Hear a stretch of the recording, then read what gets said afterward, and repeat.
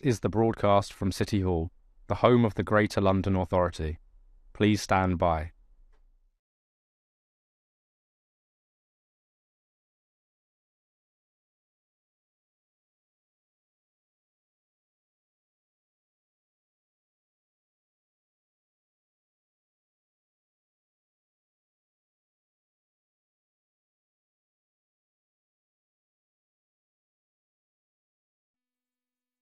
This is the broadcast from City Hall, the home of the Greater London Authority. Please stand by.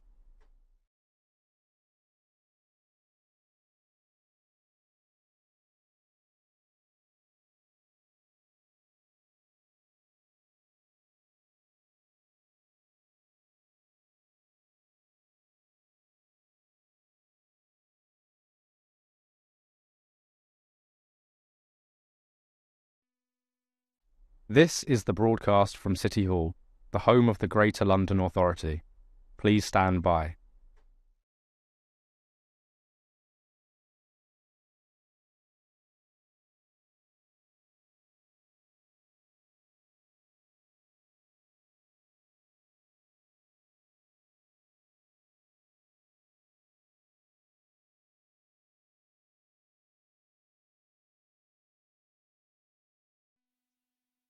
This is the broadcast from City Hall, the home of the Greater London Authority.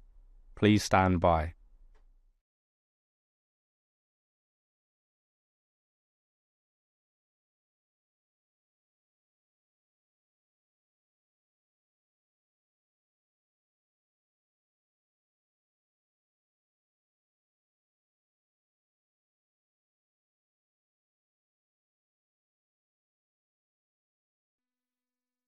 This is the broadcast from City Hall, the home of the Greater London Authority. Please stand by.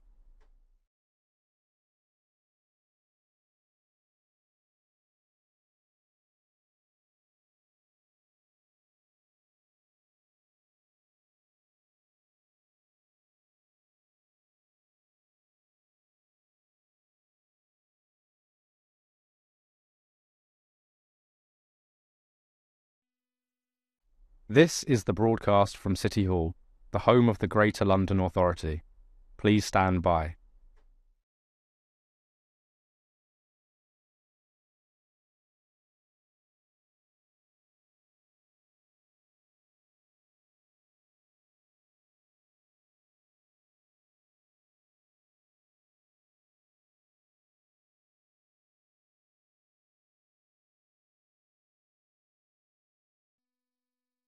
This is the broadcast from City Hall, the home of the Greater London Authority.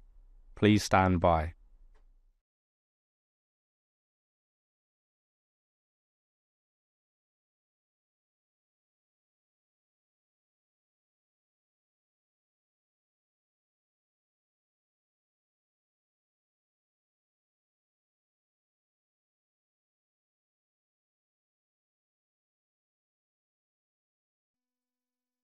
This is the broadcast from City Hall, the home of the Greater London Authority. Please stand by.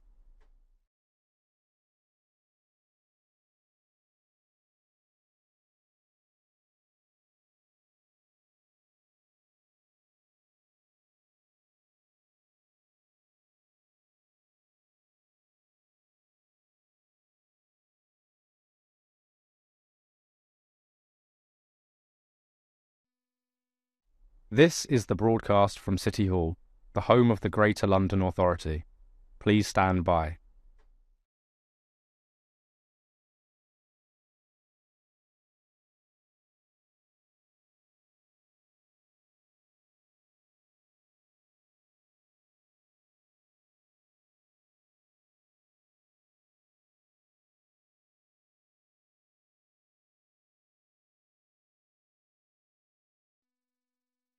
This is the broadcast from City Hall, the home of the Greater London Authority.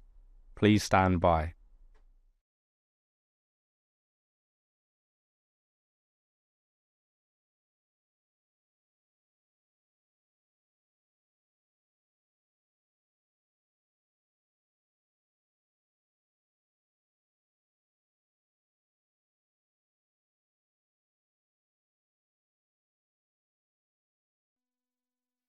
This is the broadcast from City Hall, the home of the Greater London Authority. Please stand by.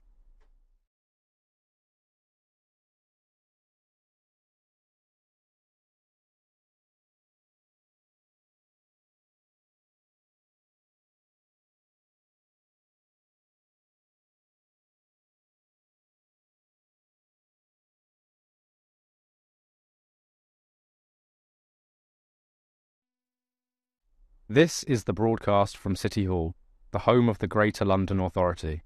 Please stand by.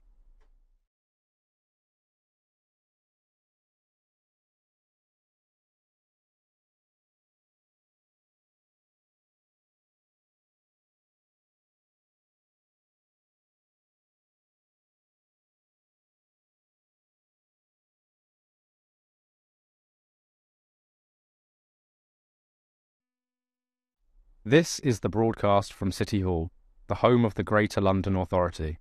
Please stand by.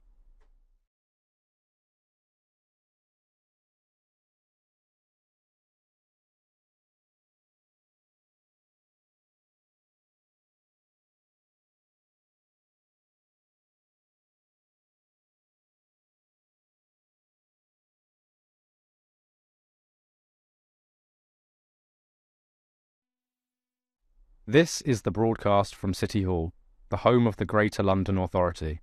Please stand by.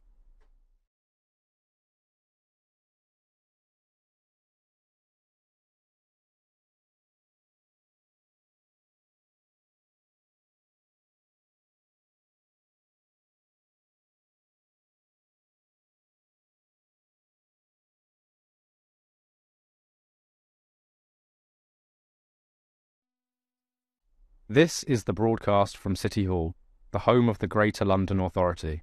Please stand by.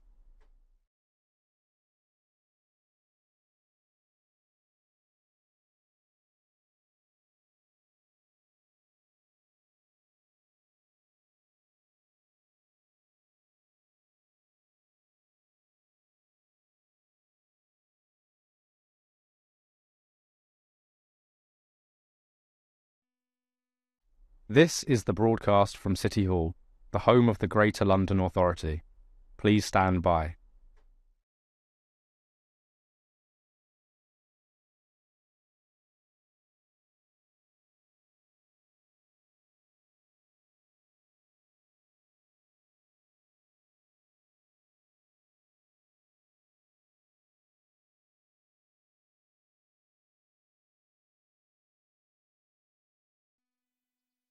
This is the broadcast from City Hall, the home of the Greater London Authority. Please stand by.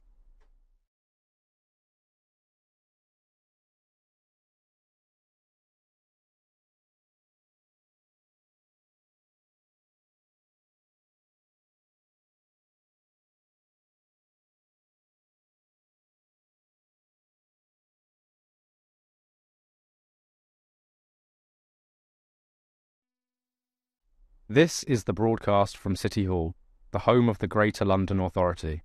Please stand by.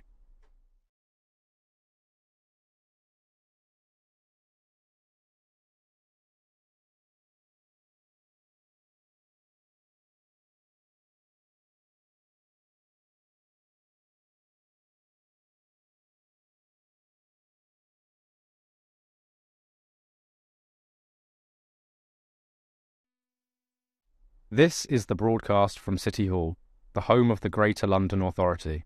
Please stand by.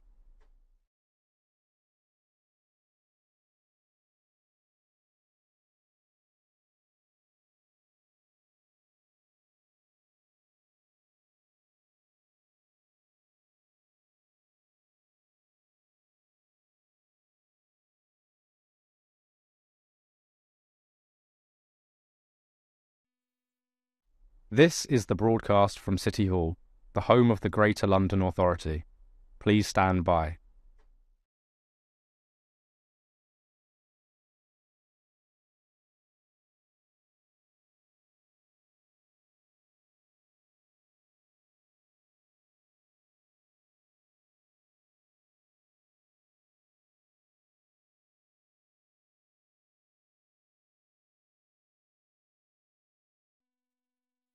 This is the broadcast from City Hall, the home of the Greater London Authority. Please stand by.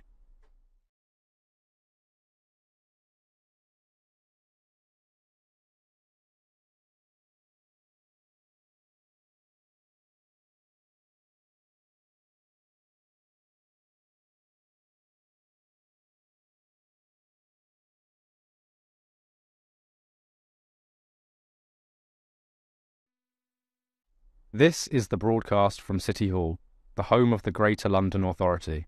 Please stand by.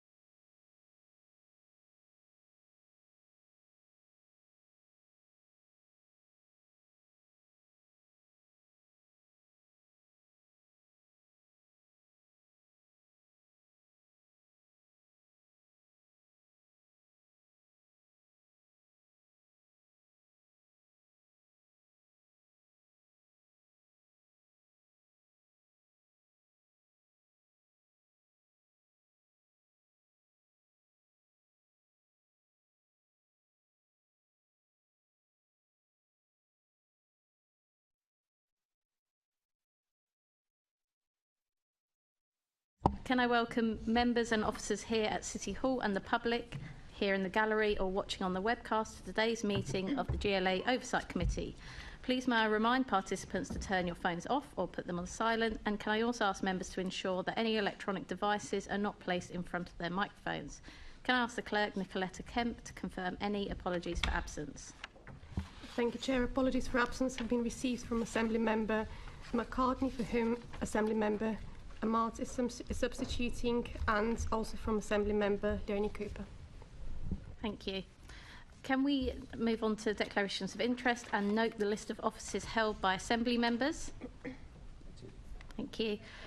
Can I also ask members if they have any disclosable pecuniary interests in specific items listed on the agenda?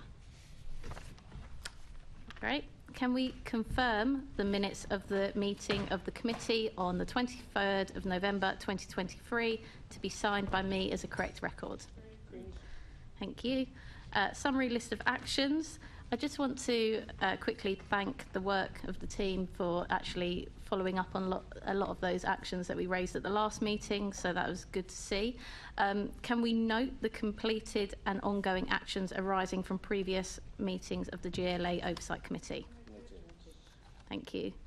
Moving on to the response to committee outputs, I believe Assembly Member Russell just wanted to note something in relation to that quickly. Yeah, just very briefly, there was an offer of a visit to check out the walking and cycling access to City Hall, and I and Assembly Member Baker are keen to take that up. Thank you. And I'm sure that we would also, on our group as well, love to send a representative to that as well. So with that fun trip around City Hall noted, can we also note the responses from the Chief Officer of the GLA to the committee's outputs on City Hall relocation 1 year on and GLA international and domestic trips? Thank you. Moving on to actions under delegated authority, can we note the recent actions taken under delegated authority by me as chairman in consultation with group leads to agree the committee's letter to the Chief Officer of the GLA on GLA international and domestic trips? Thanks. Or noted, but I'm sure agreed is lovely. On to item number 7, which is the proposed delegation of authority to the chairman of the GLA Oversight Committee in relation to Section 48 of the GLA Act, People's Question Time. Can we agree that a delegation of authority be given to me as chair of the committee in consultation with group leads to respond to any consultations in relation to the arrangements for people's question time meetings? Thank you. Okay, and now thank you to all our guests for waiting here very patiently. We are now on to the principal business of today, which is our second part of our investigation into GLA Group consultations. I'd like to welcome our guests who've joined us in the chamber discussion with Christina Calderato, Director of Transport Strategy and Planning for TfL, Fraser MacDonald, Strategic Consultations Lead for TfL, Kenny Bowie, Director of Strategy and Metropolitan Police Service Oversight for MOPAC. I think I saw you were here this morning, Kenny, so thank you for doing the double bill, as I know a few members are as well. Natasha Plummer, Head of Community Engagement, Mayor's Office for Policing and Crime. Ros Henville, Director of Communications, Engagement and Strategy for OPDC. Emma Williamson, Director of Planning for OPDC. Donna Peters, Head of Community Engagement for the London Fire Brigade. Susan Ellison-Bunce, Head of Strategy and Performance for LFB. And Lisa Fairmaner, Head of London Plan and Growth Strategy from the GLA. As you've probably noticed, there's quite a lot of you here, but I know that a lot of your bodies wanted to send 2 individuals to make sure you could cover all our questions today. So could I ask guests to, whilst I respect individuality, treat yourselves as one entity today, and when receiving questions, just decide between yourself quickly who is going to be best to answer that and give one answer on behalf of the body you represent. Thank you. Okay, moving on to questions. Going to open the first question out to all bodies. Firstly, with what controls you have to ensure consultations are delivered effectively, and what are you looking to achieve when you undertake consultations? And perhaps, Lisa, we'll start with you on this end.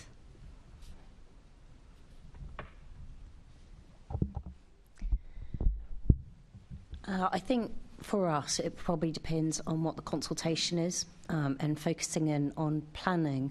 I think it varies. At the moment, we've got the Planning for London programme, which is really focused on having very open conversations with people, very strategic conversations about the future of London, rather than looking really specifically at wording or things like that. We're looking for breadth and quality of conversations as opposed to absolute numbers. And particularly looking to talk to a range of people who wouldn't normally engage with that kind of consultation. We have London Plan Guidance, for example, where it's a far more detailed approach because they're quite specific documents and we need people to comment specifically on that information. So it really does depend on what type of consultation and what stage we're at. And obviously for the London Plan, we're at the very initial stages and we've got the luxury of having those open conversations with a range of people. Thanks. LFB. Yes, in terms of our consultation, our approach to consultation, I think we'd echo what's already been said. We would see every consultation as unique, so we would start with a design process, working obviously very closely with my colleague here and her team to think about the impact, to think about which particular parts of the community in London would be impacted by any proposed changes or the nature of the consultation. We would be looking absolutely for breadth and depth of conversation. We work with colleagues also at the GLA because obviously we use the Talk London platform, so we take their advice on how to approach the consultation.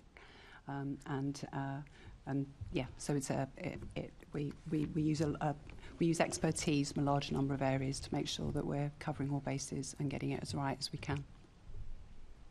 Thank you. And OPDC?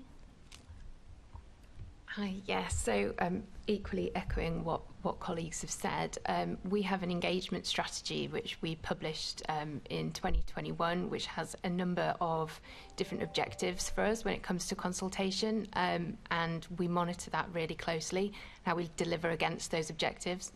We also have our statement of community involvement, which sets out really clearly how we expect ourselves to engage, but also how we expect others to engage with our communities.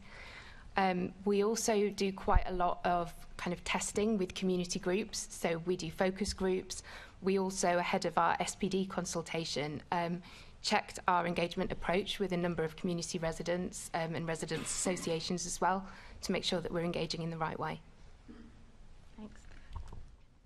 Thanks. So just in terms of why do we consult, I suppose one, genuinely to try and get better outcomes, two, to try and know what we don't know, i.e. what the public is telling us rather than just what we're assuming about it. And then three, to try and build relationships with stakeholders and communities that we might not otherwise do. What are the controls that we would have? The first one is about scope of the consultation, so it's really understanding what is within scope and what is outside of the scope. The second is about the way in which you ask the questions, making sure that they're open and you're actually eliciting the right information that you want. And then the third is around the analysis of that. And we have experts, people with sort of postdoctoral degrees in research and survey methodology within that, which we use to then help define those questions and do the interpretations. Thanks, Kenny. Good afternoon, everyone. I think I'd echo everything the rest of the panel said, and particularly what Kenny was mentioning there. I think from TfL's perspective, what we're looking to take from our consultations is that purpose of learning something new. There's a huge amount of community engagement that happens prior to any consultation taking place, a lot of integrated impact assessments that happen. There's a lot of information gathered from that. But the way that we involve our communities, involve those groups most impacted by the proposals, is to learn what we don't already know. This isn't a purpose of working within an echo chamber to try and re-evaluate or re-establish what we've already learned from those exercises. This is about finding the information that can help us make the better decisions and make the better transport network for the whole of London. And I think as far as those controls go and the way that we approach it, very much we work within the aspects of the gunning principles. We want to make sure that we are consulting at a point before any decisions have been made, that we provide people with the right information for them to make informed consideration to our consultations, and that they have the time to do that. And then equally at the end of that, the decision makers have all the right information, the factual information from the consultation process to give that their due consideration before a decision is made. And I think by following those principles and the best practice principles outlined by the Consultation Institute, particularly around inclusion and accessibility, we managed to get the information that does help make those best decisions. Thanks. Thank you all for that introduction to your approach to consultations. Could I ask if any of the bodies here use existing GLA internal resources such as the step-by-step community conversation guide or the GLA engagement handbook to help with their consultations?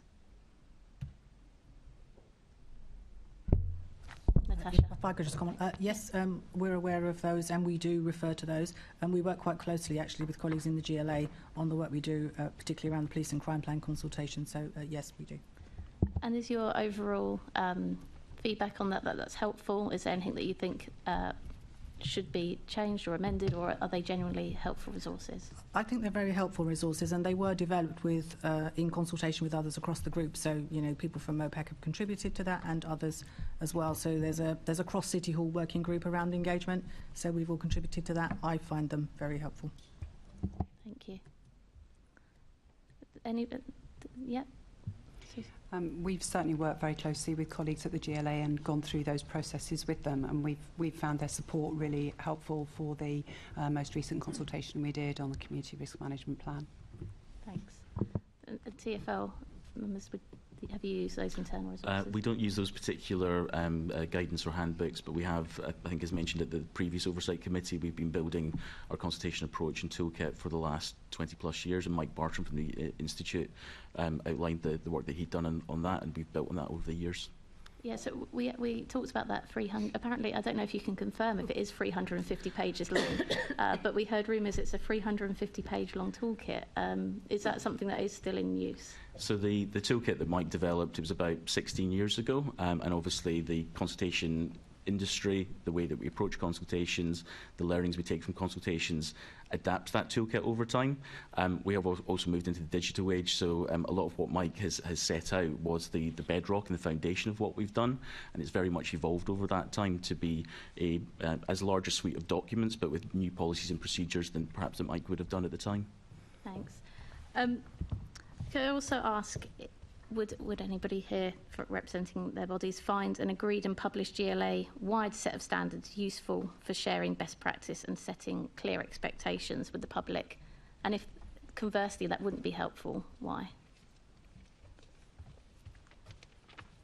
Gosh, the largest but shyest panel. Sorry, I'll come. Susan. Okay. I think I was going to say, I think we're always striving to improve our process. So we always feel we're on a journey of improvement. Every time we do a consultation, we feel there are things that we've done well, and we think there are things that could be improved. So we'd be very interested in working with GLA colleagues to develop a sort of shared approach. I think that could be very interesting and could be very helpful. Yeah. Thanks, Susan. Kenny. I was just going to say, I think the theory of it's very good. I think in practice, there's lots of different ways of doing consultations. There's lots of different scales of consultations on different topics.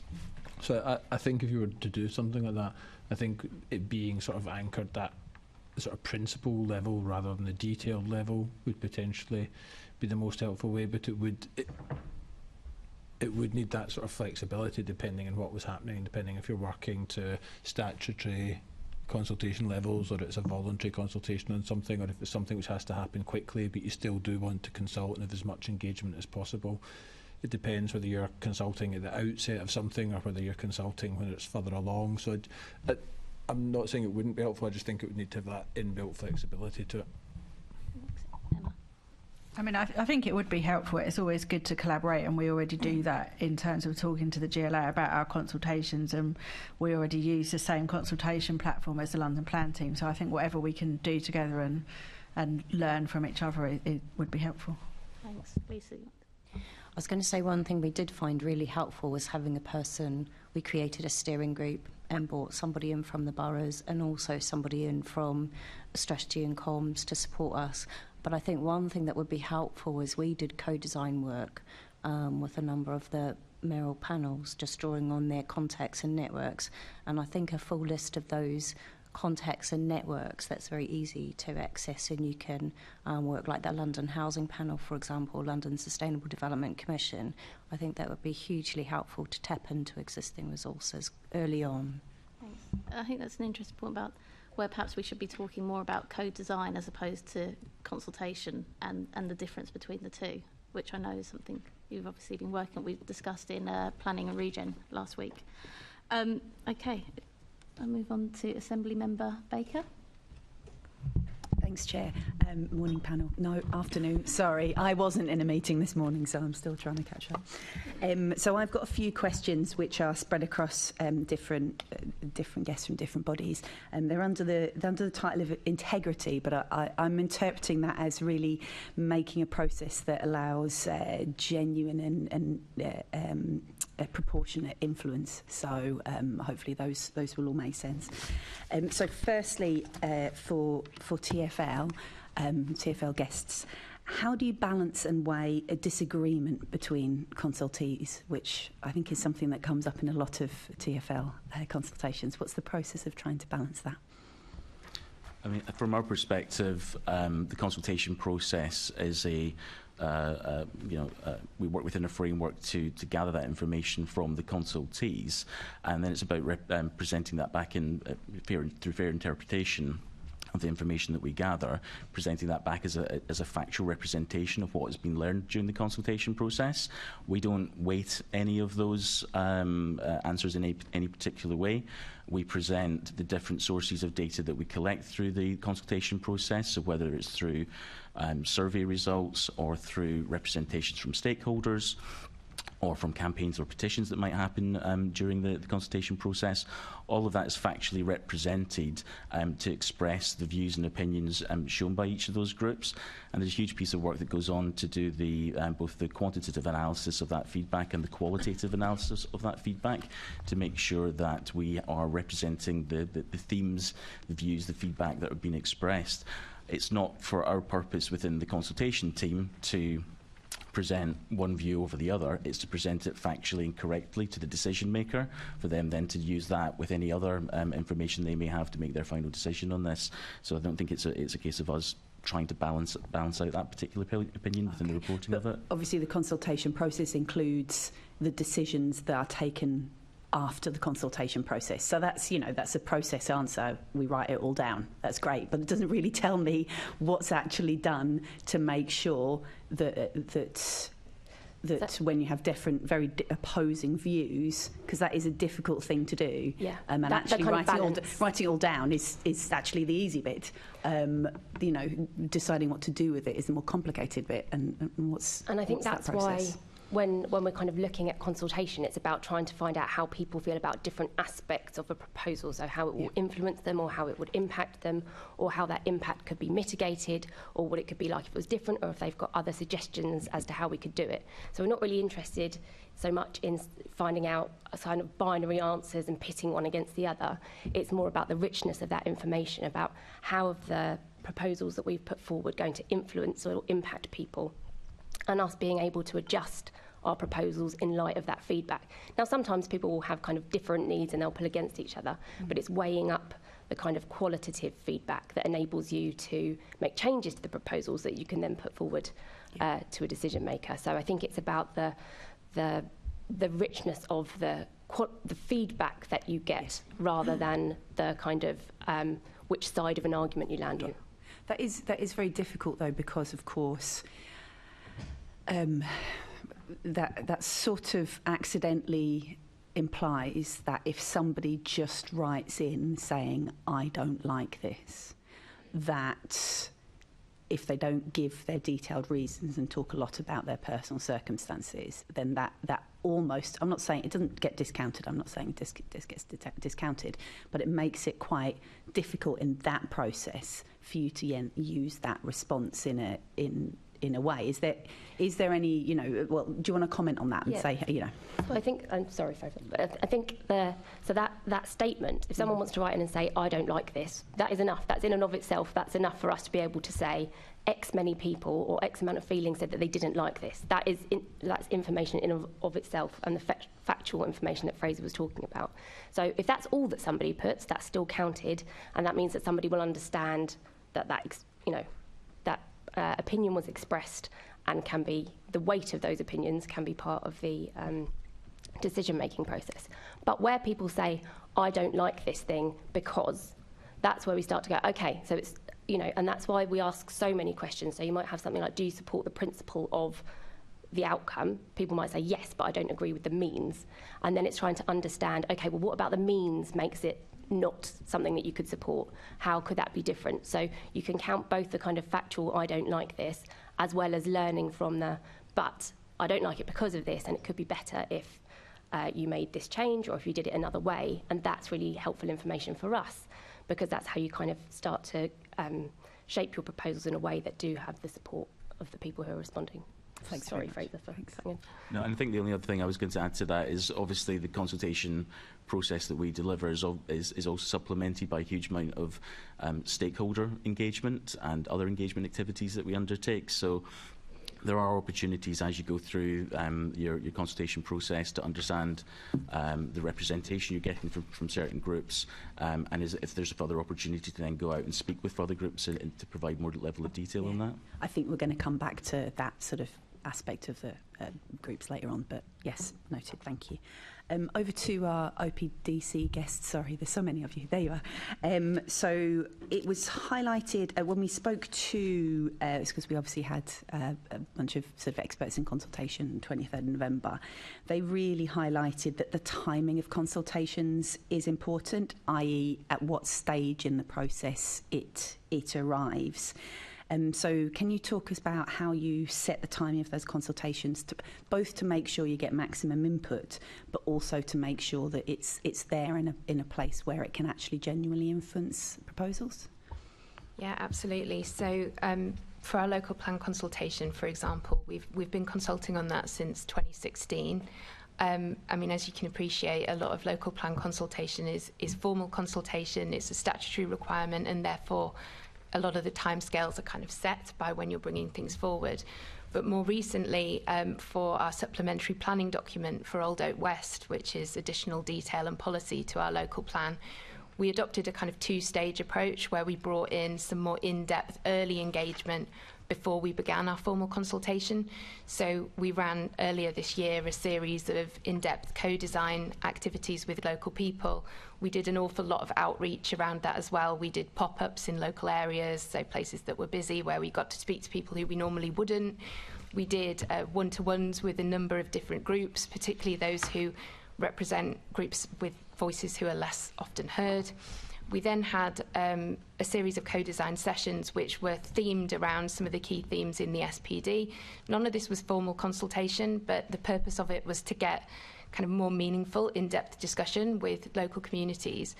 And sort of picking up on your earlier question about balancing different viewpoints, it was a really good opportunity to get people with different viewpoints for what we were doing around a table to kind of talk it out and talk out some of the issues.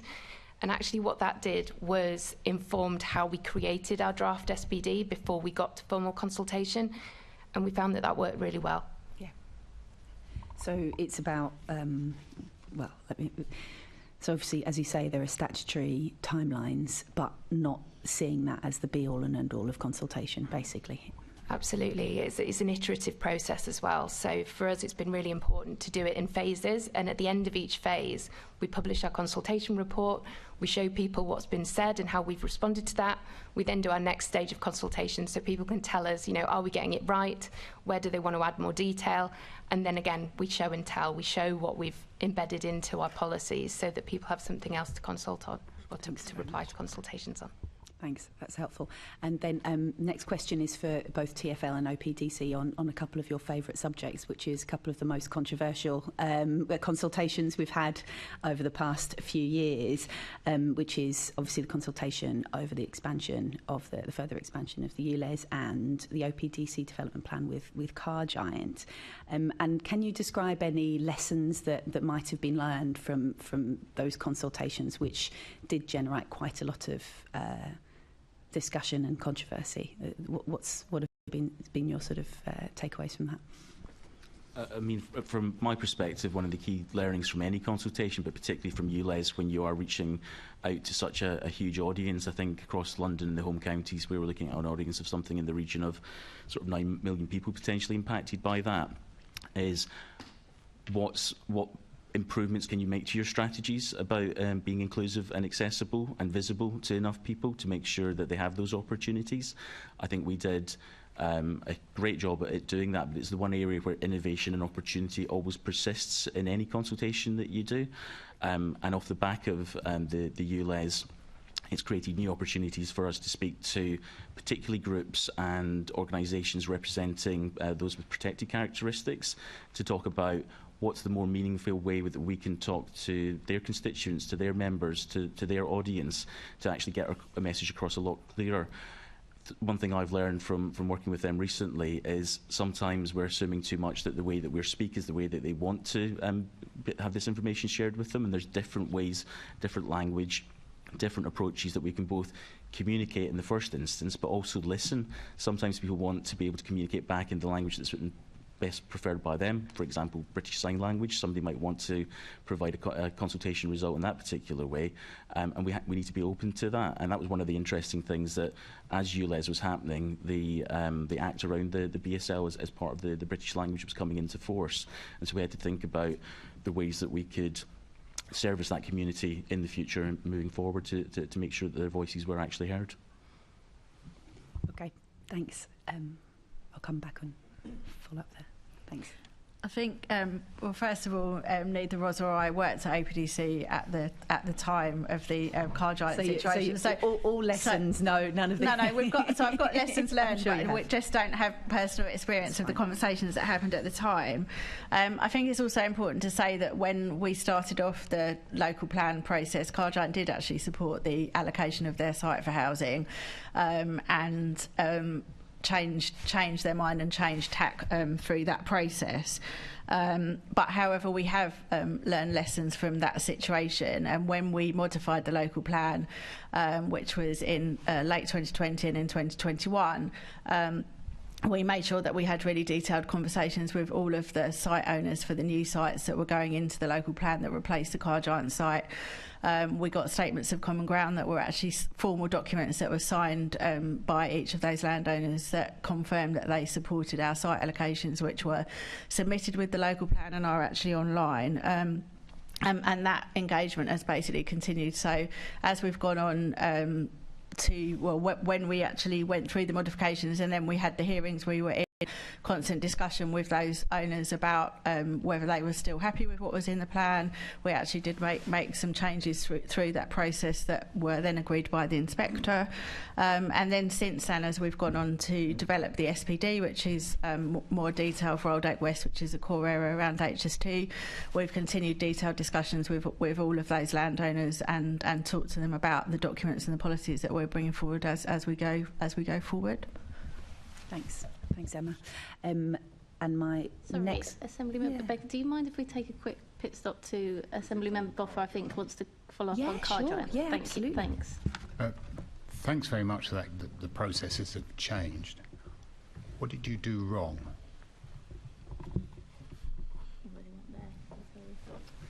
Not sure we actually did do anything wrong. I think in the beginning, bringing forward the car giant site for housing was, I think, actually a good idea because it would have brought forward much needed housing in London earlier within the process. I think because land values changed and then car giant realised that it wasn't going to be viable for them to go through with the development and they couldn't relocate their activities, they obviously no longer supported it. And so then after that we changed tack. So I don't think that was wrong in the first place. It's just that at the time from OPDC we were told that there were the agreement that everything was going to go ahead, but whenever I talked to car giant offline they said, well, we're not keen on this at all. I never got a situation where they said this is great, and I don't know if other members who have been around at the time can concur with that, but I just never got the impression they were that enthusiastic, and yet the presentation to us was that the plan was fine. Surely that would be something that's wrong. Yeah, my memory was that OPDC continued along this line of wanting the car giant site developed and even wrote to government and had a bid into government saying that car giant supported it, even though car giant had changed their mind.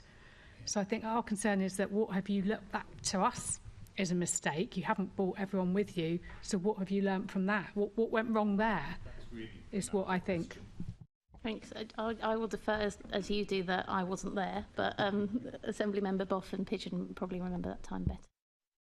I mean, I think, like I said, perhaps now we are having more regular conversations with landowners, which was the lesson that I was trying to say that we've learned to make sure that along the way everybody is actually on side. I mean, car giant did actually do pre-application with us at the beginning of the process before it actually got put into the local plan, so I think it was justified to put it into the local plan. I can't comment on how often we met them as an organisation because, like I said, I wasn't at the organisation at the time, but like I said, the big lesson for us was making sure that all of the landowners for the new sites that went into the modified local plan were actually on side, and actually we have signed agreements for that, and that whole collaborative process and discussion process is carrying on going forward. I think that's really all I can say. Thank you. It looks like you should, with the pressure of a plan, you should never lose sight of the fact that there are people who are dependent upon that plan, who have an interest in that plan. Yeah, totally agree with you. Yeah, thank you. Thank you for the pit stop, Assemblymember Baker. Thank you. Thank you. I wasn't here at the time either. So back to follow up with Fraser about he was mentioning one aspect of the GLA scheme, which is the sheer number of people who had an interest and wanted to comment. But the specific aspect of this, which one of our guests at the previous committee meeting, Chris Harrison, spoke about taking local context into consideration. And what I believe he means is sort of looking at different ways a scheme would affect people, and perhaps in ways that hadn't been considered by the people designing it, or hadn't been considered how serious the impact would be. So do you think this was a factor in these cases, just the sheer number and the sheer number of different ways the expansion of the ULEZ was going to affect people? So yeah, I think you're right, that local context is really important, and that's something when you're certainly looking at a sort of pan-London, really strategic piece of policy in a consultation, we're really reliant on that local community engagement and consultation to get that kind of local detail. So I think, as Fraser said, the constituency of people who might need to interact with the zone was very large, although the number of people who would be affected in terms of needing to pay a charge was lower, and so there's a difference there as well in terms of what people's the impact on people would be. Yes. Whether you're experiencing just if you're a non-car driver and it's about air quality benefits, or if it's about having a compliant vehicle or a non-compliant vehicle. There's quite a lot of different kind of aspects of that within there. But one of the things we spent a lot of time doing before, during and actually following consultation was we did a lot of engagement with stakeholder groups, and particularly with disability stakeholder groups. I spent quite a lot of time going to different roundtables and groups and actually having those kind of conversations with people who were telling you about, this is why it's very difficult for me, this is why that mitigation which you think you've built in doesn't go far enough for me. And that's really, it's quite difficult to listen to, but it's really important to go and listen to, and you get that richness of information which we might not have got without that lived experience of people in those pockets. And that engagement was really important to us in shaping the final proposals which were recommended. So there was an entirely new kind of disability benefits grace period which was built in. Things like we built in wheelchair accessibility for vehicles, but actually understanding how much some of the other vehicle adaptations cost, and you don't get that until you're kind of talking to people about the cost of swivel seats or hoists or that kind of thing. So that is exactly as you say, that local context and the kind of personal circumstances, which mean that people are on a kind of micro level affected quite differently by proposals. It's really important that we get that out of engagement and consultation, but it's not just consultation, it's the engagement that sits alongside it. No, I think that's a really important example, and because I do think that there was a real step change in how disabled people were engaged with through the second expansion. But is there any intention in any sort of, in future consultations to do that level of richness of engagement with other groups who maybe aren't as necessarily well organised, and it may take a little bit longer to try and find the representatives, because obviously there are other interest groups or local context who would have been affected but didn't have that level of engagement. I don't think it was absolutely appropriate, it was the right thing to do, but just wondering whether that's a lesson learned there. I mean, that's where the equality impact assessment is so important to the consultation process, for us to understand those groups most impacted, and particularly those groups with protected characteristics or who fall into that sort of seldom heard category. They're often seldom heard because they're not getting given the right opportunities to actually speak to us. They may want to speak, or they may feel that over a period of time there's not been those avenues open to them, and so we need to create those opportunities and reach out to them or to the representatives to talk about that. I was in a conversation with the British Institute for Learning Disabilities yesterday to talk about more how we can engage and change our approach when it comes to reaching out to anybody with learning disabilities or the neurodiverse. I've been in conversation with the Royal Society for the Deaf. I've been in contact with People First to do exactly that. I think when we can't just sort of sit in our laurels after such a huge exercise like ULEZ, we really need to use the periods in between to look for the opportunities, try to innovate, learn from others in the industry as well. And that's why it's so important to have exercises like this afternoon, or to work closely with the Consultation Institute, because there's often other organisations out there that are making those inroads that we just don't see, and the more that we can connect with them and learn from them, that's the chance that we then get to apply that to our process and procedure and do things better next time. Thanks. And I do note as well that those examples again were for disabled people, which is very, very important, but they're not both the only group affected by any change. And I suppose when you're talking about quality impact assessment, was there any dedicated outreach, for instance, for older people and how they might be? So obviously there's a Venn diagram. Some older people may be disabled, but a lot would not consider themselves so. Was there any targeted outreach and the sort of richness of engagement that you describe with disabled people and organisations for older people? So I think when it comes to older people, and you're absolutely right, all the people with different protected characteristics, we do have a variety, as Christina was saying, of stakeholder engagement forums that have already been set up. Particularly our stakeholder advocacy team within TfL have a number of different outlets and opportunities to reach out to organisations like Age UK or other groups that would represent older age groups as well. Do you think you got it right? Do you think you got that right during that consultation? I think from looking at the consultation, if you looked at the consultation demographics, we definitely had a very good representation of views from older Londoners. So there was, on a representation level, that was very well addressed. I think actually where we have more lessons to learn is about how to engage with younger Londoners. That's where we found that underrepresentation was happening.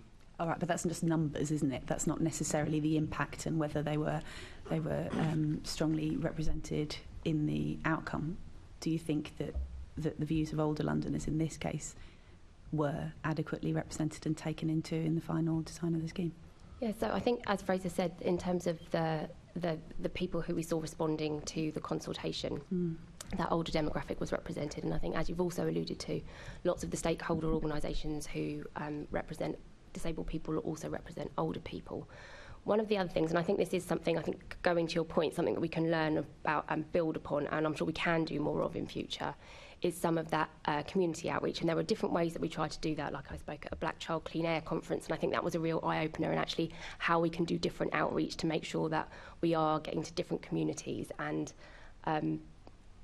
I think we need to do more of that, if you like, of kind of identifying those other opportunities to speak to not just our kind of first line of defence stakeholders, but looking for those other representative organisations. And we do that, but I think there's always more that you can do. And I think, as Fraser said, the kind of that youth aspect was something that definitely came across a lot. And I think the social media aspect of our strategy is also something where we have a kind of very strong web presence, but in terms of social media, it's very difficult where you've got something like a lot of technical information, and we want to make sure that people have the right information, but it's quite hard to kind of make that very succinct and snappy in terms of social media. So I think we need to think about how we can simplify some of that so that people have more ready access to it. Okay, thanks. Sorry, could I? Yeah, of course. Well, just Christina, when we say older people and younger people, could you just define what groups you're talking about? Because I just want to be clear when you say older people, when you're saying there was a good representation, what age group are we talking about? So within the demographics for ULEZ, we noticed an underrepresentation of people under the age of 35. So for the purpose of that particular consultation, that's where we were looking at a younger age group. We're not talking about 15 and 16-year-olds specifically, or sort of that sort of end of the spectrum. It was very much a cut-off point of below 35. There wasn't the same level of representation. I'm very pleased to hear you consider under 35 young, Fraser. Thank you. When you were saying older just then, what category were you classifying as older? The age groups above 35, so I think it started at sort of 36 and beyond, but predominantly. I'm insulting myself as well. Well, I might be happy, but a couple of... Okay, so just on Assembly Members Bakers, when you were saying the older group was well represented, you meant everyone over 35? I think there was I would have to reflect back to the statistics from the consultation itself, but I think there was a very good representation from the sort of 55, 60, 65 plus age group as well. Yeah, I think we were probably thinking about the older end of that bracket rather than concentrating on 36. But I think what's probably helpful is if because we can follow up, we have these kind of figures broken down. I don't have them in front of me, but we can follow up with those. Yeah, I think we probably had information on like turnout effectively across different. That was all. It wasn't it was really all what I was. Yeah, it wasn't really what I was talking. I mean, that is a standard problem in terms of younger people don't sit down and fill out surveys, and yeah, that's a standing problem.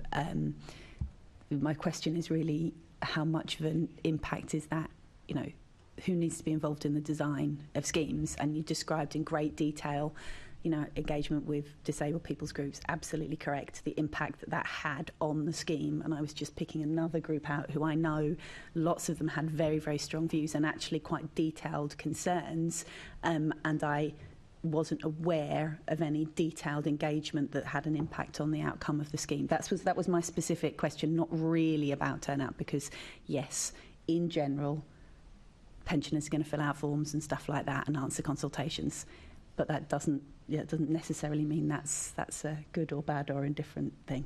So yeah, okay, but I'm sure we'd like to see the figures as well. I think it's an action we would like to see. Yes, sorry, I was interested in your questioning, and I just wanted to clarify what we were talking about as older groups or younger. Okay, back on. You're happy for the rest of the meeting now. Further question, which is actually related to the process of changing schemes. And again, at the previous meeting, we heard from Chris Harrison, who said that he'd worked in some controversial schemes, CPZ schemes and LTN schemes, and he said that for him, he knew a consultation engagement was successful if the project looked different by the end of the process. Have you got any comments on that? And can you give any other examples? I know you have actually, or just given an example, which was a genuine one, and we'll listen to that. But any other, where have you seen changes to your approach as a result of a consultation? And how did that happen?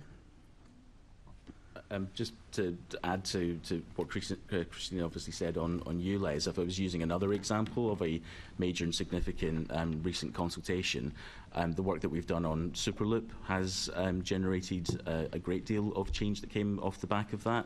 Obviously, we took a very segmented approach to look across the network as it encircled London, but each one of those segments went in with an initial set of proposal, and each one of those clearly demonstrated at the end of it that there was local feedback, local context that we needed to understand more detail on, and that we needed to reflect and improve upon. So that then created new stops, new elements of the route, extensions of the route to perhaps town centres or segments of the journey that weren't going to be there before. And I think across each one of those 5 consultations that we ran, there was a very distinct visibility of you said, we did in those particular circumstances. Yeah, that's helpful, thanks. Not quite out into Havering yet, but I'm sure we'll pick that up in many other contexts and many different meetings. Thanks. Okay, so on another subject, and I'm going to ask to start with TfL, but also be interested in Elisa's views on this as well. How do you ensure neutrality of wording in consultations? Because obviously your people are working in great detail and obviously very committed to those consultations. How do you make sure that when things are put out, they are done in a neutral way to invite comments of all types? The information that we're presenting to people through the consultation, using ULEZ as an example, there was obviously an independent company that prepared a lot of the impact assessments for us, and so the focus was on presenting the factual representation of that data and making sure that was clear and understandable. And the actual sort of headline information that we present through the sort of main consultation page or any supporting information that goes with that, we are very, very much focused on being clear about what it is we are proposing, what particular decisions may already have been made around that, the scope of people's ability to be able to comment on the proposals that are being made. And when it comes to the questioning side of things, we're big fans of being able to use clear, distinguishable closed questions, which provide a range of opportunities to respond. So we have something called the Likert scale. So you have that opportunity to be able to, if you're responding to a closed question, you can be strongly opposed, neutral, agree, strongly agree, and so that people feel that there's an opportunity to express themselves in that particular way. And then when it comes to the open questions that we ask within the consultation, it's very much about not constraining somebody to take a particular line of answering. It's very much asking them, so explain your views, explain your feedback, explain your position on this. It's not about saying, just tell us what you like about it. It's very much open in the sense of, tell us everything that you want to feel that you need to express on this particular opinion. Okay, thank you. Lisa, do you have any comments about that? Yeah, so we've used opinion research companies to create separation between ourselves and the people that we're speaking to. They're professional facilitators, but they also help prepare the materials for exactly the reasons that you say. We can't help ourselves. We have buy-in, we know what we already think, and that's been hugely beneficial. And I think as well, through working with those consultants, both on the deliberative events and the stakeholder events, it's kind of trained up a body of people within the GLA and across into TfL as well, who have been there doing the note-taking, watched how to facilitate properly a meeting and really learnt some lessons from that. So we have some absolutely core instructions for anybody going into a Planning for London event representing the GLA or TfL, which is you're there to listen and make people feel heard and valued. You're there to answer any technical questions or explain technical points, and you're there to record what's been said, and that's it. You're not there to add your views, you're not there to lead the discussion in one particular direction, and we're there to capture diversity of views. We don't all have to agree, and you don't have to agree with what is said, and I think that's been important. And they also write up the information, so again, the write-up that goes into the public domain hasn't gone through the filter of somebody in my team. It's completely neutral by a third party. We help them out with technical things, but that's it. We don't change how they write things up. And even the event that's going on today with children and young people, Design Future London, we had events last week run by a company who works with young people, and the events this week are run by Local Village Network, a charity who works with young people and mentoring. So again, it creates that separation just to remove our kind of personal biases from those discussions and have a far more open discussion with people. Thanks very much. Thanks, that's helpful. And my final question is actually to our LFB representative, Susan and Donna. Thanks. In your report for the Community Risk Management Plan, you draw on lessons learned from the previous consultations. Can you expand on key lessons learned and how this helped shape your most recent consultation for the current Community Risk Management Plan? Yeah, you can. You can half and half as long. Yes. Can we split a bit? That would be helpful. So I think there were a number of lessons that we learned from previous consultations. We tried to take quite a different approach. I think what you're referring to is the consultation that we undertook for previous London safety plans. And in between the previous London Safety Plan and the CRMP, we had created a community engagement team. And so that in a sense, that was part of the lesson that we learnt, is that we needed to invest a lot more in community engagement.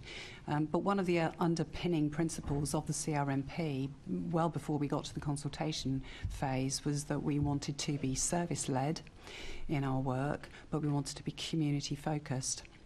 And this was partly in the context, obviously, of learning from Grenfell, but also it is an expression of our Commissioner's ongoing commitment to be seen, to be trusted to serve and protect the people of London, and that is at the heart of where we want to be. And so community engagement for us was critical for that. So we took quite a different approach for a number of reasons, and Donna can explain to you more about what we did there.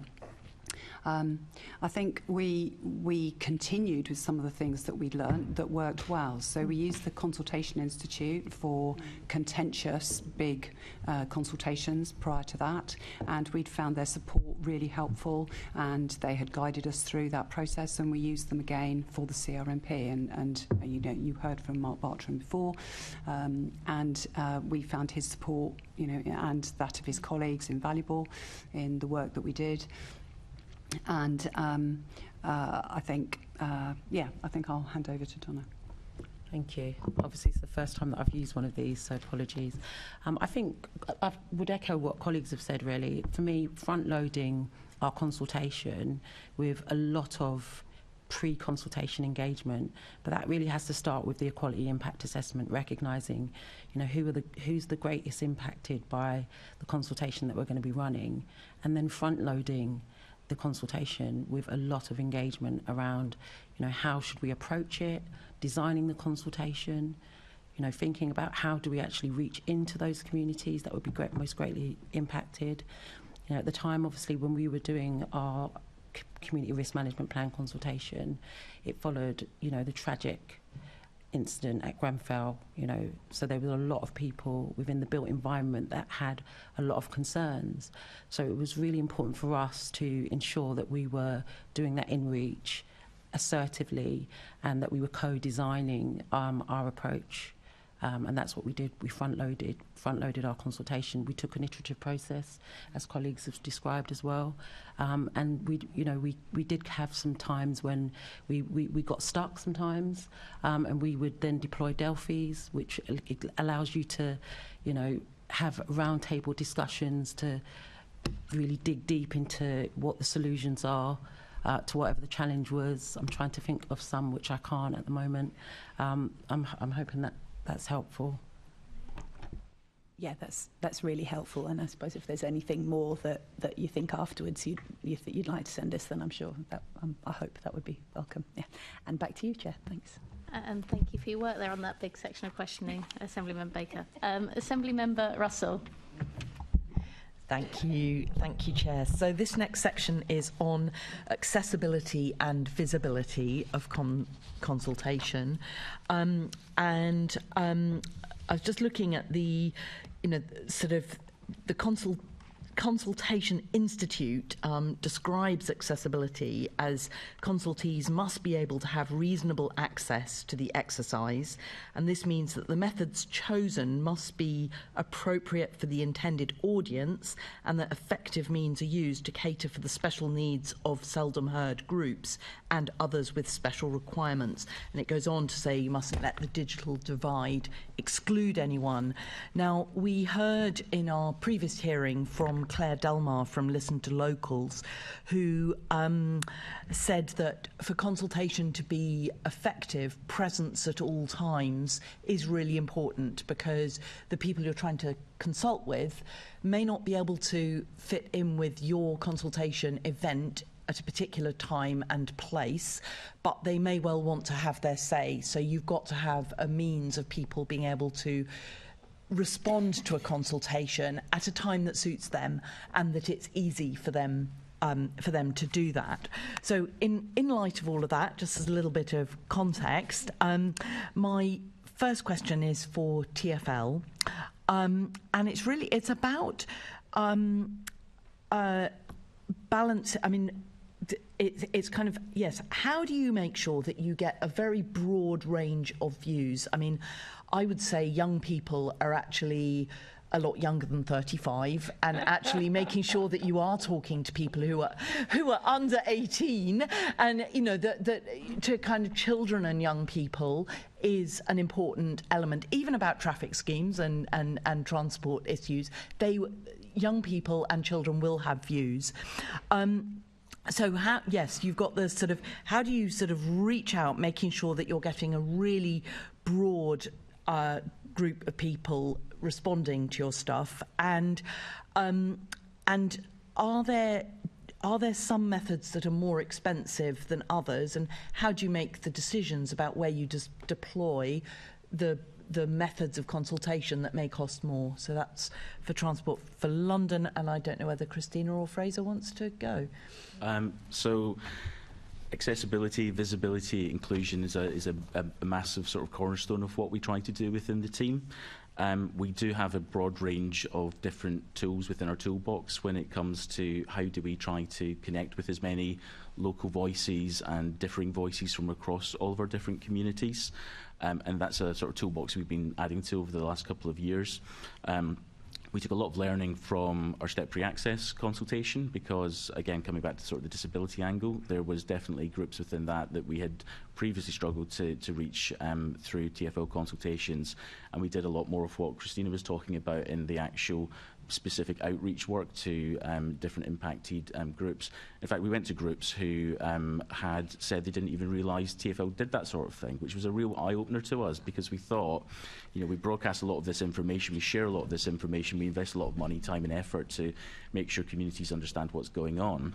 And some of these vulnerable groups just still weren't hearing that message. So by the fact of trying to look for community leaders, community voices, representatives in an area who can connect us better with the communities that are around them and give us inroads into usually meetings, venues, events that are already being set up by those groups, gives us a huge opportunity to have a very genuine and real conversation, because it's very much on their terms. It's in an environment they're comfortable with. It's an environment that they go to on a regular basis, and they understand and trust the people that have kind of brought us into to have the conversation. And so we did take a lot of learning from that. And I think the other thing I would say on the sort of toolkit that we use, it does differ across the scale of what we have to consult on. I would say probably 90–95% of what we do in TfL is much more of the localised type consultations. It's bus route changes, it's impacts on the roads, it's things like that. And then we have our big sort of policy sort of mega consultations, whether it's ULEZ or larger schemes like that. So we have to have different tools that work for different audiences. If it's a local situation, we will use letter drops. There's still nothing wrong with putting a postcard or a letter through somebody's letterbox to make them aware of it. We will use on-street advertising. So one thing that I thought was great that came out of the pandemic is a lot of measures that were taken during that time meant that there was new things that people called Toblerones. So if you know them, the sort of three-sided signs.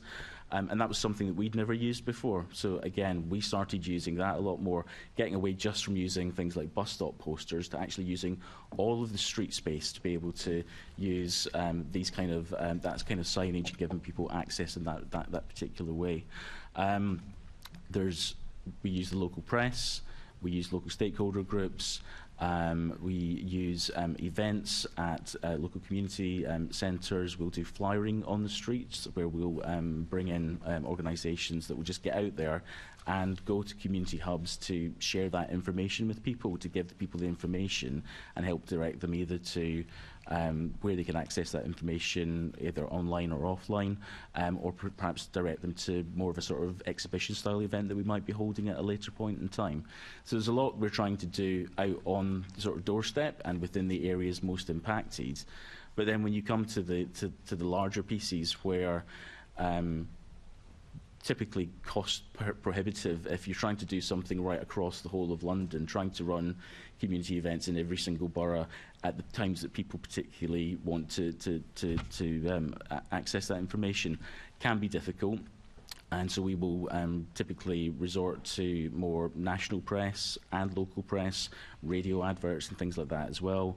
A lot of, we talked about social media. We've tried to broaden our approach with that. And we can even do things like geo-fenced messages to people on their mobile devices. So when they come into an area, Superloop was a great example of that. When people came into impacted boroughs, we could actually geotag and say, oh, might be somebody in the area who's wanting to know this information from the sort of profiles that they had. And the agency we used for that was was able to target information towards them. So there's lots of different ways that we can do that and bring that sort of attention to them. Typically, in answer to the question of cost, anything that requires digital advertising, press advertising, radio advertising, social media advertising as well is the much more costly aspects of it. Oh, interesting. I was expecting that it might be the other way around, but no, I suppose it that I was expecting the letter drop to be, because you've got to get something printed, you've got to get it delivered. I was assuming that would be more expensive than doing the digital piece, because actually that kind of letter drop piece is actually incredibly effective at getting to people within a particular local area. And I didn't realise it was cheaper. Yeah, the if you're the cost of letter dropping to the whole of London is going to be that's where it's going to be prohibitive. Yeah. But actually, on a local level, with the agencies that we use for that, it can be particularly effective. And because we can actually scope out where we see the most impacted communities and within a certain radius of routes that we're proposing, we can very much target in those particular areas as a first point of call to make sure there's that impact on the community to raise that awareness, and then we look to try and blend out and continue the marketing and publicity information right throughout the consultation period. There's no point in front loading all of that. If you just front load everything and tell them people in the first week, by week 5 people will have forgotten that it's even going on. So we try to blend that out and make sure it happens on a continuous basis. And also there's the piece about that just constant listening out to our borough engagement colleagues, listening out to the boroughs that we work with, listening out to community groups that we work with. If we hear that there's new opportunities or places that we're missing, then we're very much take an agile approach to that we can determine if there's new measures that we want to put in place or new action that we want to take. Well, I was going to say the other piece is if you're doing that kind of letter drop type approach, there will still be a situation where the people who normally come forward and respond to consultations come forward and respond or turn up to the public meeting that you've advertised or whatever. So what do you do to try and reach beyond the people who normally complete consultations? So you've always got within consultations that difficult group, which I kind of call the silent middle. I think Mike Bartram talked about it at your last sort of oversight committee as well. There is a sort of contingency of people who hear something or see something and they feel that there isn't a particular impetus on them to respond for whatever reason. They may feel what's being proposed, it's fine, it's not a problem for them, and so it's very difficult to actually mobilise those groups. It was a question I raised recently at one of our consultation conferences that we attend, and I think as an industry as a whole we said, yeah, we're not quite sure that there is a solution to that yet, but what we can do is, like I say, keep the drumbeat of information coming, make it actually also clear and interesting enough that people actually want to engage with the information in the first instance. There's no point in taking that kind of when you see the signs that people put up for a traffic order and it's just some tiny little writing on a lamppost for a few weeks that quietly disappears. We've started to use marketing that's a lot more visual, a lot more accessible. We use things like QR codes now to give people quick and easy access. We know that people perhaps some of those silent majority or silent in the middle people don't have the time to be responding to consultations all the time, so actually giving them the quick QR code that they could use there and then to access the information as they're jumping on the bus or going to their next meeting so they can access it at a later date is really, really beneficial to that. So those people are unlikely to be marginalised. They're people who will have a smartphone that can cope with a QR code that can enable them to then sit on the bus and fill in a consultation. I think I'm talking about how are you reaching the I'm thinking about some of my council constituents, people who don't have access to smartphone, don't have access to email, are, possibly older, living on very, very low incomes, but may actually be impacted by the things that you're consulting on. So what are you doing to sort of reach out to those people and also to disabled people, people who maybe find it very hard to leave the house even, and maybe the thing you're consulting on might actually help them leave the house. But are there methods that TfL uses to kind of reach beyond the people that would normally complete these consultations? So we always provide the kind of offline methods that people can access the information as well. There's always the opportunity for us to provide any of our information in printed format, large print format, translated formats, braille, things like that. The thing that we've been trialling over this last sort of 12 to 15 months is something we call community conversations, which is very much about, we recognise your example, somebody who's housebound, who can't get out of the house to go to an event perhaps that we're organising in the area. We offer a phone line where they can contact us, leave their contact details, and then we'll phone them back to discuss what their particular needs are, what questions they might have, and if it's a convenient time then to have that discussion, we'll have it. If it's not, or actually if we need perhaps technical support from our engineers or our project sponsors, we'll then organise a time that's convenient to them to call them back and to have that conversation. We can also use those conversations to actually take their consultation response at the same time.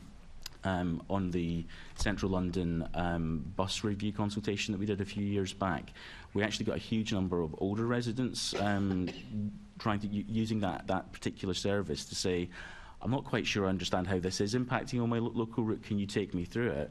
And we had the team working on a schedule to provide that information back to them. And on a number of occasions we said, would you also like me to talk you through what the survey is, answer the questions directly, give me any other views you can as well, and we could take that and give them access in that particular way. That sounds amazing.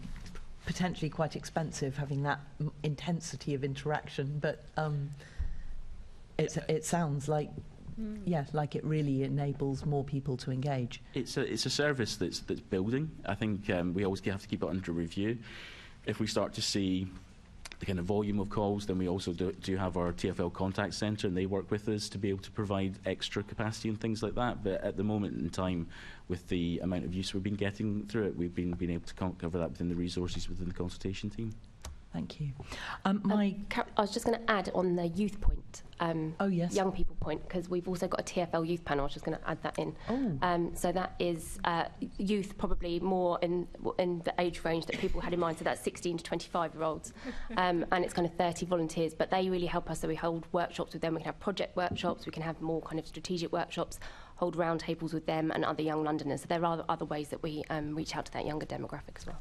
Great, fantastic. Christina has just reminded me of one other thing, that we are doing some work at the moment with the Transport Museum, because we recognise that people across London, and particularly younger groups like that, that's a great accessible opportunity. They can go along, and actually educating them about the benefit of having your voice heard about the decisions that London and the people in London have put in front of them is really important. So we're at the moment just thinking through how we could perhaps build some sort of display, interactive environment they could actually be educated and participate at the same time.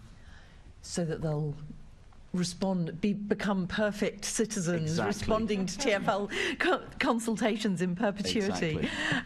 Excellent. My next question is for OPDC, which is about, I think you created a community engagement summary report, and so I wonder if you could just tell us a little bit about that and how or whether it has improved engagement in the local community. Yep, sure. So just to give a bit of context behind the summary report, that was a consultation report, an engagement report on the basis of the engagement that I mentioned earlier, the co-design that we did with local communities for the SPD. So, I mean, it details the methodology of what we did, who we spoke to, how we engaged, but it also includes everybody's feedback and rationale around kind of what we did to change the SPD. So I suppose it kind of, as a summary report, it reports what we did, but certainly doing the engagement before we did the consultation was an improvement, an involvement, an evolution of our engagement previously. And you felt it was helpful? Absolutely, yeah. I mean, hopefully the community felt that it was helpful as well to detail everything that we did. I mean, the co-design was something which we found incredibly beneficial before going into a formal engagement process. We found that meant that we engaged with more different people than we normally would, engaged more inclusively than we normally would. I mean, we always strive for inclusive engagement, but I mean, a big part of that was youth engagement too. So we worked with local schools and the local university as well to do co-design activities with them. We worked with various different groups, including Action on Disability, and various different groups that represented all different factions of the community. I mentioned earlier, the start of the process for that was actually sitting down and having one-to-ones with those groups, not only to tell them about the SPD and about the consultation, but to actually show them how we plan to engage with them and to ask them, is there anything that we could do better here? Are we engaging with the people that you represent in the right way before we even start the process, so that we make sure that we get it right? I think that for me, one of the most useful things about the process of doing the co-design was getting everybody around a table, a lot of people who actually had different views, to speak to each other. So different residents, I mean, a good example of this was we held 3 co-design events. The first one was about town centres. The second one was green space and public realm. And the third one was about the local economy and meanwhile uses. Green spaces actually proved to be one of the most divisive things in the discussion, because it was a given that of course everybody wants green space, but we got into the conversation about, well, what kind of green space? How do you want to use it? And I mean, I would say that younger, I don't want to sort of pigeonhole people here, but generally speaking, younger families were looking for green space to go and do things, to go and be social, to go and enjoy being on the outside, meet friends, etc. And then other groups of residents felt very strongly that green spaces should be left as nature intended. And so community members were able to have really rich and fruitful discussions whilst doing activities about what they wanted to see out of spaces. And I think, luckily for us, and one of the many reasons why we want to ensure that we're doing comprehensive development across our site, so creating a real place, is that we can actually bring forward both types of spaces in different locations. And that was something that we were able to reach a consensus on at the end, that, you know, maybe around the canal, for example, leave that more natural and wild. Perhaps in the local park, that's where we can create a place for young people to meet or play sports or whatever. People seem to generally agree. So I feel like from those sessions, we got really good outcomes, more so than you ever would, say, just doing a drop-in and having a feedback form. Although we did that as well for people who didn't necessarily have the time to come and sit down. So I think for us, coming back to your original question about the community engagement report, I think that was very useful, because it enabled us to show the community everything that we'd done, demonstrate in detail the different activities and conversations that had taken place, and demonstrate how we'd listened to that and how we'd actually fed that into the emerging SPD. So hopefully it enabled to build a bit more trust with the community as well, because they could see that we're coming at this, we're really invested in it, we really want to listen to what people say. And this is before we'd even started the formal consultation. Yeah. And actually, to be able to, you know, consulting on an SPD is sort of not the most immediately engaging thing for a local community, and to be able to get that level of community engagement, that sounds really helpful. Thank you, Chair. Thank you. Assembly Member Pigeon. Lovely. I'd like to pick up with MOPAC and LFB around good practice that we had last time around really reaching underrepresented target audiences. So MOPAC, obviously you consulted on the police and crime plan in 2021, went to 2022. Also you've had the recent, I know it was the Met's turnaround plan. Wondering, start with whether maybe Natasha, whether you want to comment on what work you did, best practice to reach those underrepresented audiences. Thank you. Yes. So I really come at this from the point of view of thinking about ensuring that we have many and varied ways for people to engage, and also thinking about how we raise awareness of the consultation so that people know that it is happening. And for the last police and crime plan, which of course we were doing sort of in the environs of the pandemic, so it was slightly different to previous times, we kind of started that process with a public event with the mayor talking about the plan, so there was kind of a big press moment so we could kind of get big coverage about the fact that the consultation would be happening. We also used social media advertising, which has been mentioned before, very successfully to reach people in terms of raising awareness and bringing them along to our events. And that worked particularly well for younger Londoners, which was just an interesting point that we were able to pull out. And then we had a range of online events that we delivered, which were sort of 4 broad public events, one specifically focused on young Londoners. And we spoke a lot with organisations that were working with different communities to think about how best to bring people to those events. And we also had a kind of consultation framework, which we disseminated to partners, made available to other organisations and also to our staff, so that actually in their general everyday work and interactions with different communities and organisations, they could talk about the plan, also kind of gather their feedback and empower them to hold local conversations also. We worked a lot with various stakeholder groups, so there was something about how you take the consultation to people where they are, and in a non-pandemic situation we would certainly have been going out to those organisations in the local communities where they would normally be. So we worked a lot with stakeholder groups that were representing different sections of the community, so for example disabled people's organisations, to design events in this case that were online that would be as inclusive and engaging as possible for those particular audiences. And that worked really well, and actually it was an interesting learning point, particularly around disabled people, for example, that in some respects the online event worked even better than it might have done in person, just because you have a lot of accessibility tools that you can use in the online environment that were really helpful to that, and you aren't putting the burden on people to travel to places, all of those things that were really helpful in terms of inclusivity. That allowed us to reach, as I say, we had sessions that involved people with disabilities. We worked also with LGBT organisations. We had sessions that were around Black, Asian, minority ethnic communities as well, migrant people, people who came from refugee backgrounds. We were able to cover a lot of more marginalised communities in that way, because we could make those events really kind of accessible. It was very easy for people to be involved in them. And it was probably in that sort of pandemic environment as well. Of course, you had more people who were perhaps more tech savvy and engaged than they would otherwise have been. So that point about digital exclusion was sort of mitigated by that. But that didn't negate the need for other ways for people to engage. So they could still, go to Talk London and do our survey there. They could, actually write into us and say, I'd like someone to talk to me about it. We'd happily phone people back and talk them through both the consultation exercise, but also take their feedback and feed that into the process on their behalf. So it was about providing lots of different opportunities to do that, and working with organisations who really understand those marginalised communities to make sure we made it as inclusive as we could. So presumably for your next iteration of the plan, you will look to do a combination of online and in person.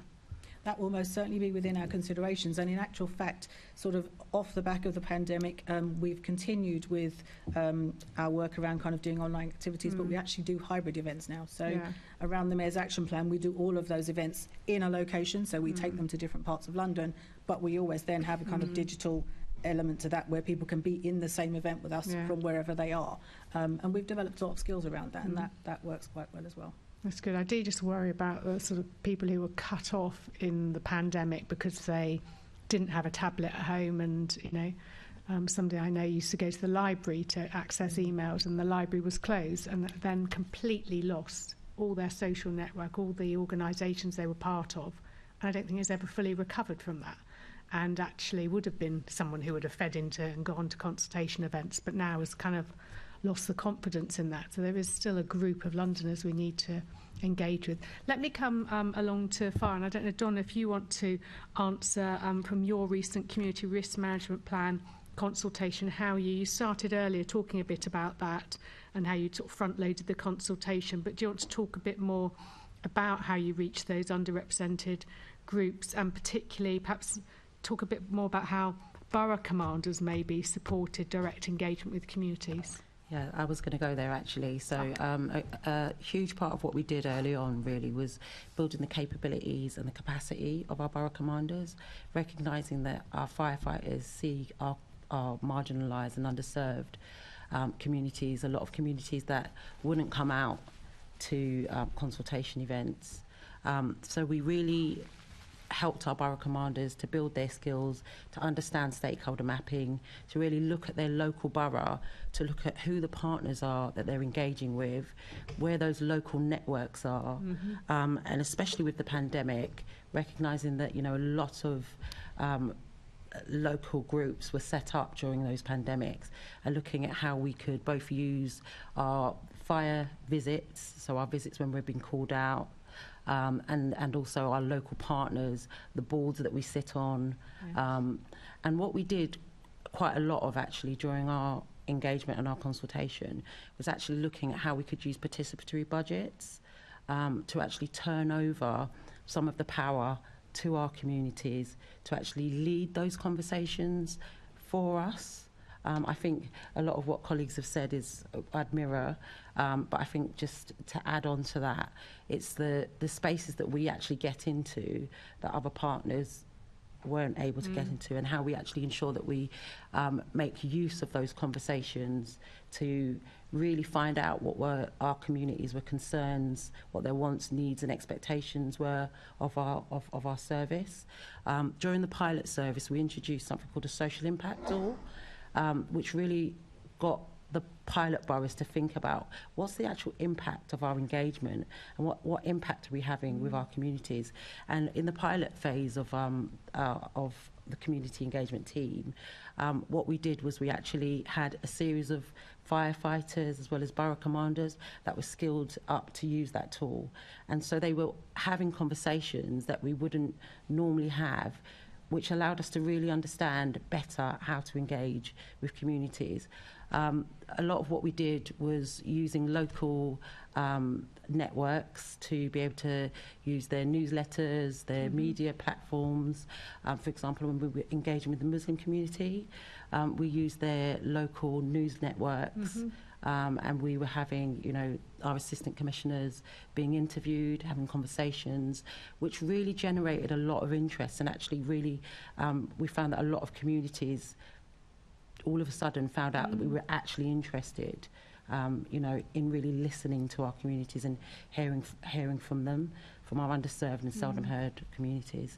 So I think, you know, a lot of what our colleagues have said, but that's probably where I'd add. I don't know if you...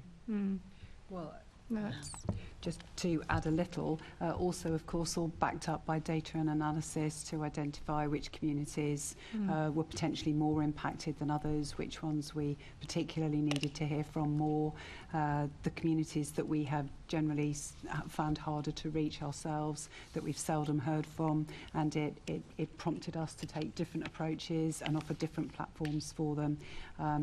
I mean, it wasn't, it was post the CRMP, but actually we held an event here in the space outside the deaf and disabled community only a few months ago, which was again, as colleagues from MOPAC have just said, was a blended meeting, so people were able to attend, and we had people who could sign and interpret, and we had people joining the meeting online. So yeah, looking for a number of different ways to reach all the different, and it goes back to that equalities impact assessment piece, I think, that we mentioned at the beginning. We held an event in East London Mosque, which was really targeted to Muslim women, and at the time, you know, we also engaged with Afghan women as well. So it's just particularly targeted toward Afghan women and Muslim women. And again, it was that, you know, really using the fundamental building blocks of engagement and relationship building as well, that really just allowed us to turn it over to the East London Mosque to allow them to kind of work with us to co-design and co-facilitate those community conversations. If I may, because I think there was a second part of your question about the role of borough commanders, and Donna began to touch on that. But what we've developed post the CRMP as a part of the CRMP is borough-level plans and now station plans, and those borough-level plans are designed to express more in more local terms how we will provide services to the local community. But we have in the CRMP, as I'm sure you'll know, we've identified engagement, ongoing engagement, as a service.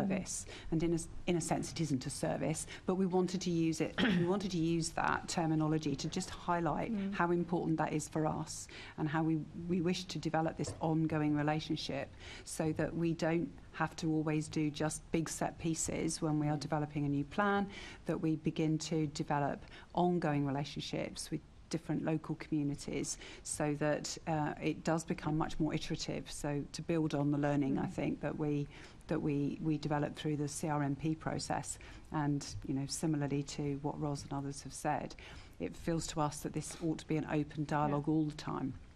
And borough commanders and station commanders are ideally placed because they know their communities better than we could centrally. So absolutely. I mean, when you were consulting on the community risk management plan,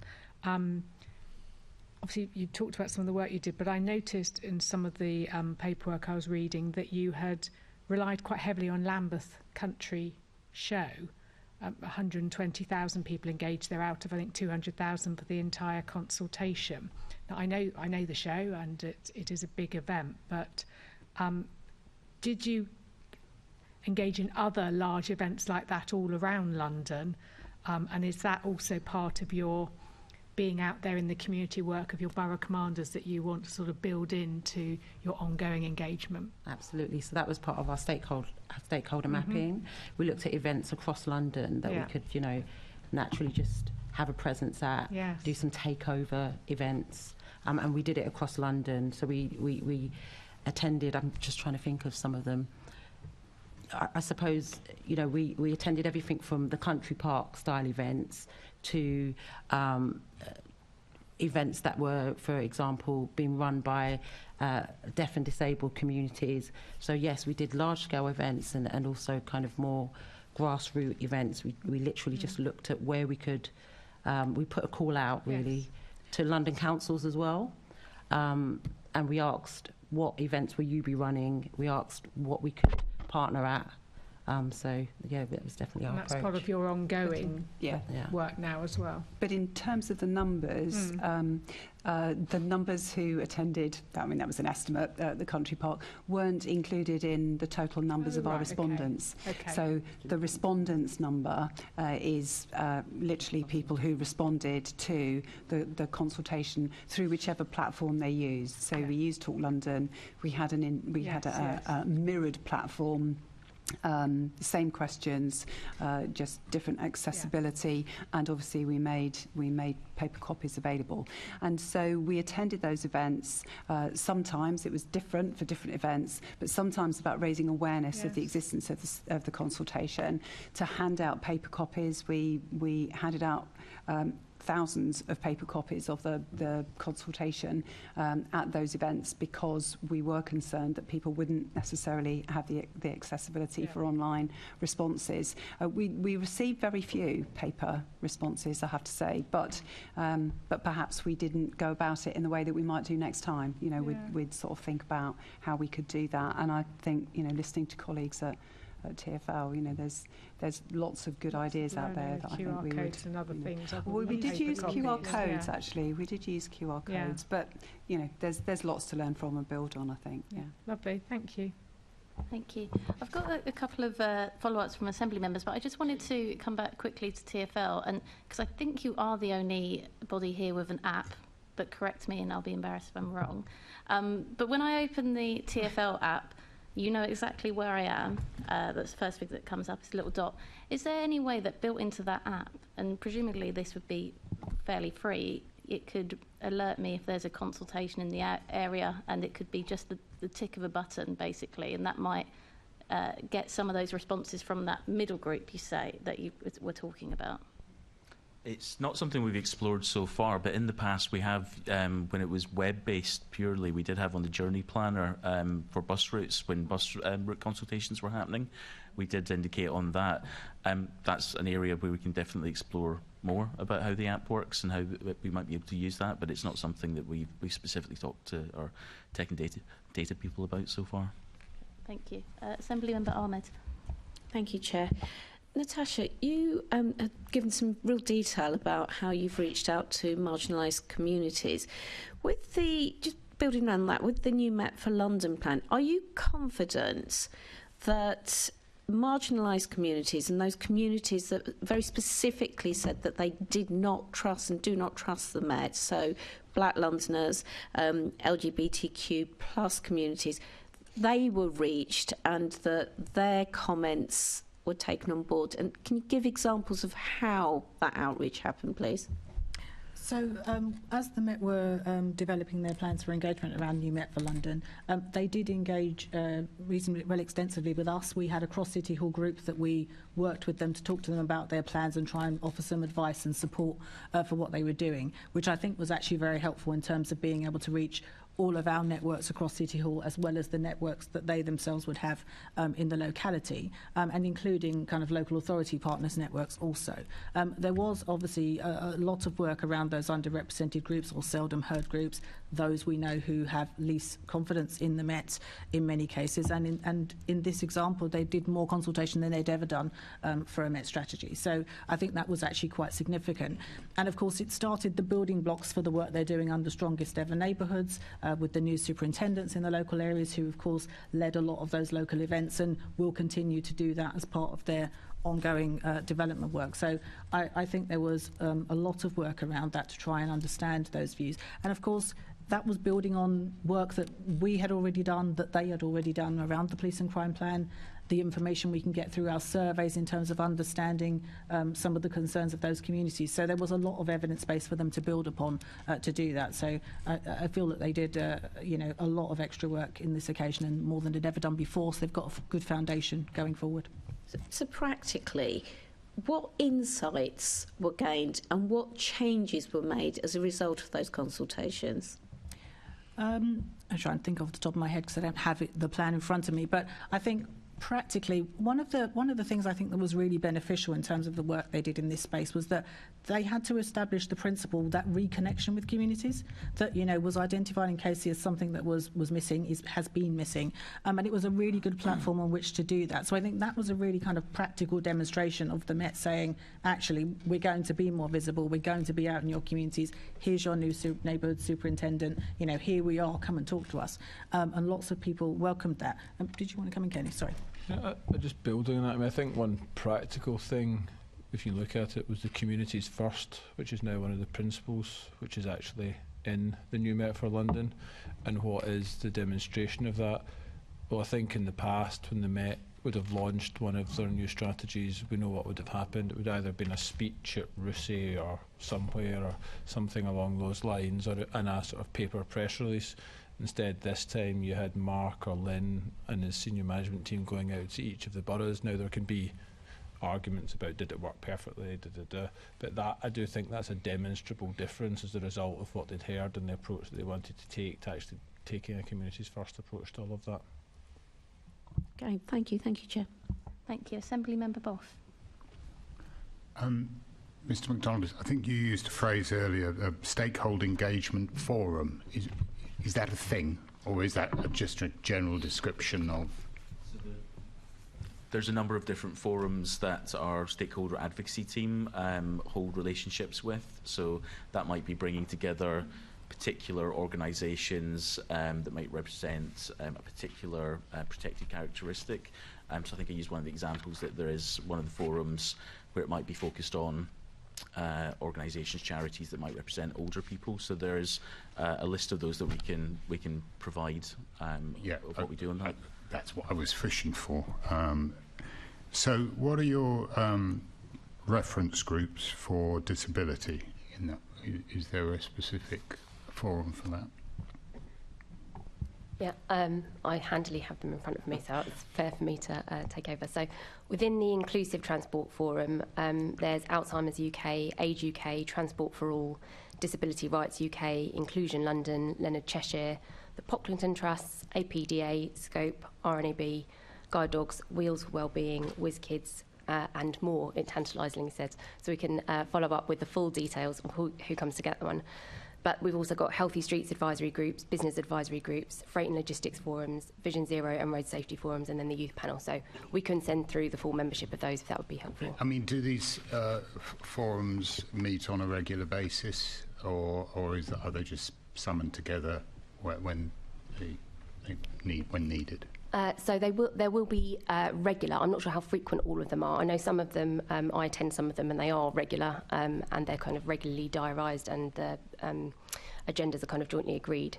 But again, we can send you more details of how those relationships were managed, if that's helpful. Yes, I think it would be. Thank you very much. I'm quite interested. Back in March of this year, the Mayor announced that he was going to review the floating bus stops. And I wondered if you'd been involved in that review. Yeah, so the Mayor asked us to have a review of those bus stops, as you've said, so we have been doing that. We've been doing that in terms of looking at data from the bus stops, so that includes looking at video footage, looking at the actual kind of casualty data.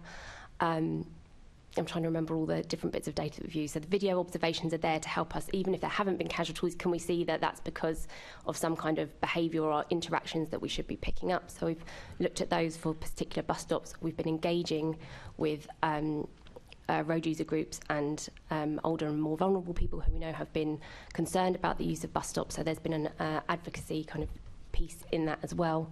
And we are reviewing all of that now, and we'll hope to publish the findings of that soon. Are you reviewing the consultation processes that meant that those were put in? So I think I would have to come back to you on the processes around how they were all put in, which I don't have to hand now, so we can come back with that information. But I think what we've been gathering from a lot of the feedback is that there's quite a lot that can be done around education and design, and that actually it's how people interact with the infrastructure that's there. But I take your point that you want to look at how they came into being. Yeah, I'd love to talk about floating bus stops, but I just used it as an example because obviously there, from what I've seen, that didn't work. The implementation of those didn't work and upset a rather large number of people who have probably more difficulty than anyone else getting around London.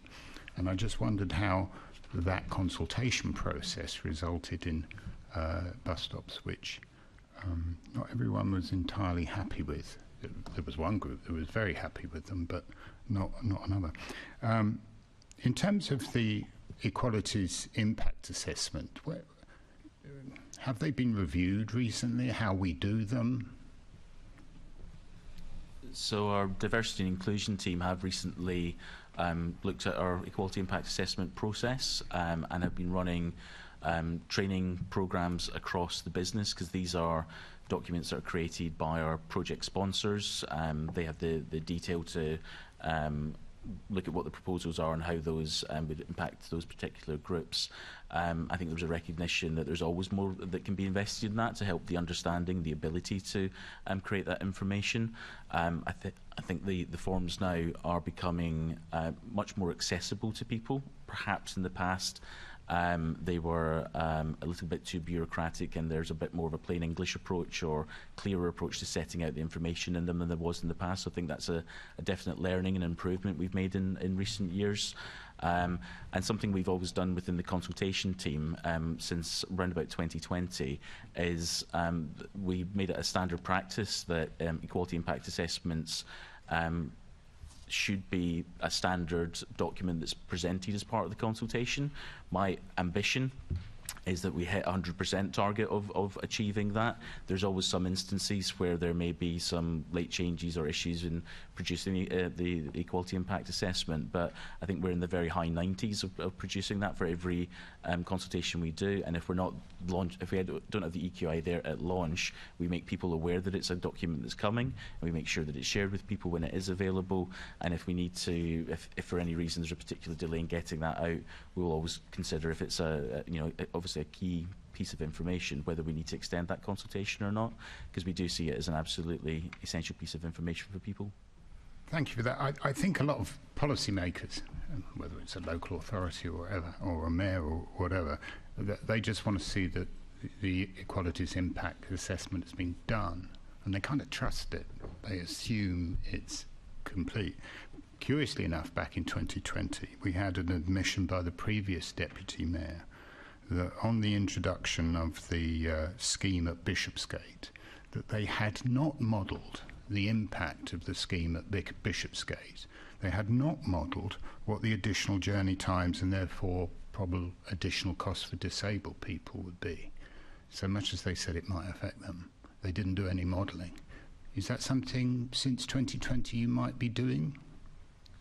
I wouldn't be able to talk about Bishopsgate specifically. No, again, it's not the scheme itself, it's the lessons learned from that. The purpose of the equality impact assessment is that when we are publishing that as part of the consultation, it still remains a draft document. It's always something that should be getting reviewed and updated as we go along.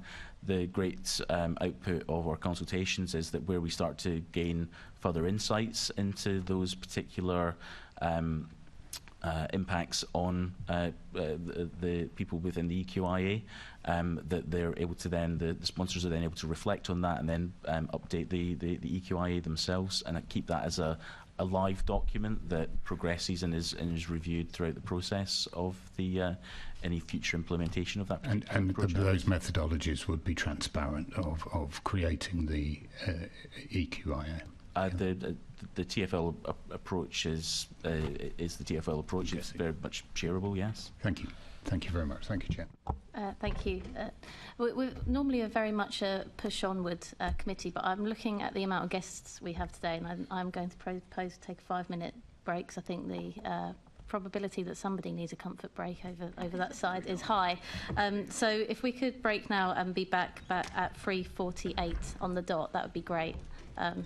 Thanks.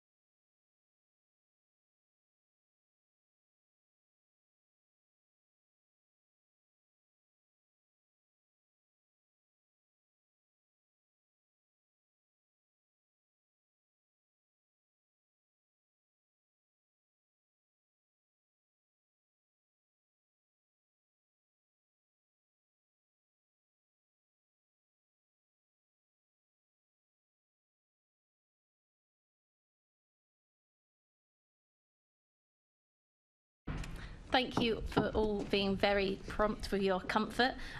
Just say, before we move on to this section, I haven't been notified of Assembly members wanting to ask any more. So if we could keep to that agreement earlier, then we should be pretty good on time. So Assembly Member Pigeon. Okay, so I'm looking at disclosure and obligation. That's the title of my section. So really to all of you, when you're carrying out a consultation, what controls do you have to ensure you disclose any information which could materially influence the nature and extent of consultees' responses? And perhaps also, how do you decide what information you keep confidential and what's disclosed as part of a consultation? Who would like to go first? LFB.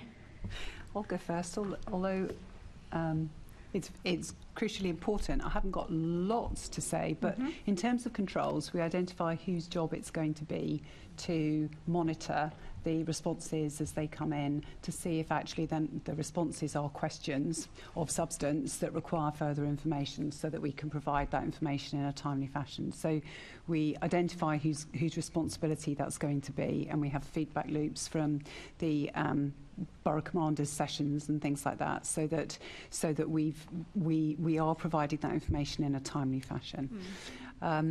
In terms of confidentiality, our approach at LFB actually always has been to try to be as transparent as possible. We obviously kind of follow the principles of freedom of information. And we would seek to release anything that was sought during the consultation. And there is an obvious example, which is nearly 10 years old now, but it's quite a good one because of the effort it required for us to produce it, but we produced it anyway. So when we were doing the consultation around the closure of stations back in 2012, one of the things that was asked probably about halfway through the consultation was that people wanted to see what the impact might be at ward level of the potential closures. And we do extensive modelling with the help of consultants on any of our proposals for operational response. And we had talked to them about whether or not we could do that many times. And there just isn't really enough data for them to model in the same way at the ward level. Some wards in London won't have an incident from one year to the next, luckily, and others, of course, will have many more. And because this was clearly an important part of the consultation for a number of potential respondents, we went back to our modelling consultants and we talked to them again, and they developed a methodology that they felt was robust enough for them to put their name to, and they processed that extremely quickly because we knew we needed to share that information quickly enough so that people had it in good time and it could inform their final opinion. And we were able to publish that. You know, I think we turned it around within a couple of weeks, which in terms of the length of the consultation was a significant chunk of time, but nevertheless, it was quite a prompt response for a piece of work that was really quite effortful and was 2 weeks of full-on work or whatever it was. And we published that information and made it available.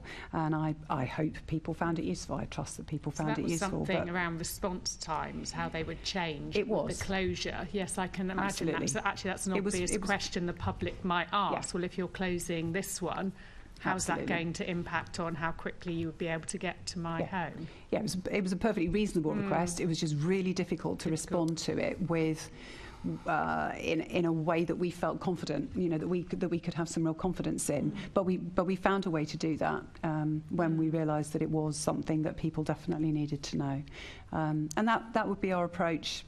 In principle. So I don't think we've ever been asked to disclose anything as to inform a consultation that we've not been able to respond to positively. Anyone else on this question?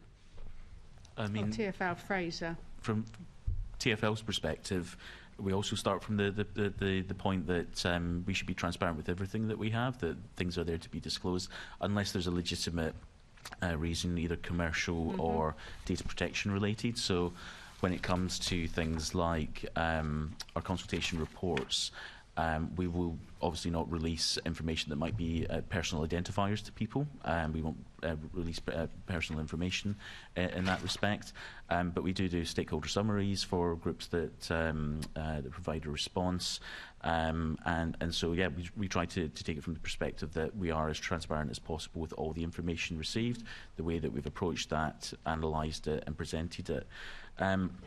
We also base how we present the consultation materials on the basis that we've had 20 plus years of running a variety of these different types of consultations, and there's been a learning process over that period of time as well. And so we have, we will, depending on the type of scheme that we're consulting on, there may be integrated impact assessments that we provide. There may be, as I was saying to the member earlier on, we will now always aim to provide quality impact assessments with all our consultations. But things like on road schemes, there would be traffic modelling, there would be potential modelling around the bus network that we would release. And on the bus schemes as well, we would provide route maps to show how the scheme is currently presented and the proposals that may impact it as well. And I think something we're trying to get better at, because it becomes, again, coming back to that point around accessibility, trying to present some of that information in more sort of multimedia formats. So videos and animations are a great way to actually get some really complex information across in a very short period of time. There's a particular scheme that we're running at the moment on Sussex Gardens, where we've blended in the video of the streets as it is right now with the animations of how we propose the scheme would look in the future, so that people get a feel of almost like stepping through the project without having to read a huge reams of information. But I think at the end of the day, the key point is whatever is seen as beneficial to helping somebody make that informed contribution to the consultation is what's key here. And if we have requests for additional information, then we're very open to sharing that back out with people. Yeah, I think over the whole ULEZ consultation and process, you were criticised, weren't you? TfL was criticised over one of the statements that you'd put out, sort of in terms of data transparency. How do you respond to that, and how have you learnt from that, perhaps for future consultations? Yeah, I think it's the vehicle compliance figure that you're talking about, and that was actually not part of the consultation. That was subsequent to consultation.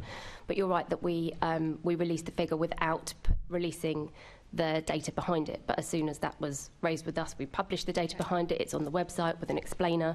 We've been upfront. We will do that in future. That wasn't part of the consultation. No, that wasn't part of the consultation. That was following consultation. We released the information without releasing the backup data. But once it was brought to our attention, we put it on the website, and the Information Commissioner confirmed that it backed up the statement that we'd made. But we should have put it up at the same time, and we will make sure we do that. Thank you. Does anyone else want to? Oh yes, Lisa did at the end about the GLA. Yeah, just on the Planning for London programme again, we've got an engagement portal, so we publish all the materials, all the discussion guides. The boroughs can take the materials and use it for their local plans, things like the London Borough of Bloxley game with Duplo, or whether it's street layouts that you can play with. We've got stuff we're working with children with City Bingo, and all of those are downloadable. So there's no materials that would be given to somebody at an event that are not downloadable publicly, so everyone can see what we're talking to people about. And similarly, we report everything.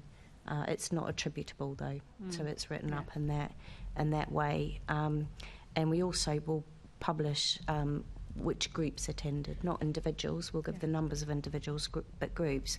I think we've given a no surprises commitment to all of the boroughs because of their unique relationship with the London Plan, and I think that was some learning from the last London Plan. And then the underpinning data as well. We don't use data that isn't in the public domain, and there are some lessons learned around that, like the High Streets Data Service at the moment. So we need to find a way of getting the findings of the High Street Data Service into the public domain, so that then we can draw on it, because that was our commitment throughout the process. We would not use any material that people weren't able to interrogate themselves. Okay, that's helpful. Yes, Emma. So from a planning perspective, when we're doing a local plan or a planning document, we basically publish all of the supporting material which we've drawn upon to actually come to the decision of what we've put within a document. The only time when we wouldn't maybe publish some of that, we would redact something if it was commercially sensitive, but that's unusual. And then as you go through the consultation process, then every consultation comment that we get from people gets basically transcribed into a table which becomes a consultation statement which sets out what they've said and then how we've responded to it, whether we've taken it on board or not. And so when often with our processes there's more than one iteration of a document, so people can see how everyone's responded and how we've taken on board their comments, and that can then inform their future engagement in the process. Lovely. Okay, thank you. And at the previous committee, we heard about being honest with the public about what can actually be changed through a consultation, and that's key. I certainly know internally here at City Hall, staff were very frustrated when they were consulted on payroll moving to 13 payments a year rather than every month, when actually it didn't matter what they think, that was going to happen because that was the deal that had been done with our TfL contractor. So how do you, and perhaps we'll start with MOPAC, how do you communicate where decisions have almost already been taken and where kind of almost the views from your consultees aren't actually going to influence the situation? Perhaps it's a budget, you know, you've got budget pressure and you've got to close X number of police stations, for example, in the past. You know, it's kind of almost a done deal. So I think what we would do in those situations is just try to be very transparent about the constraints within which we are operating. I mean, you are talking there about there are major budgetary constraints which are going to come on. The police settlement's just come out today.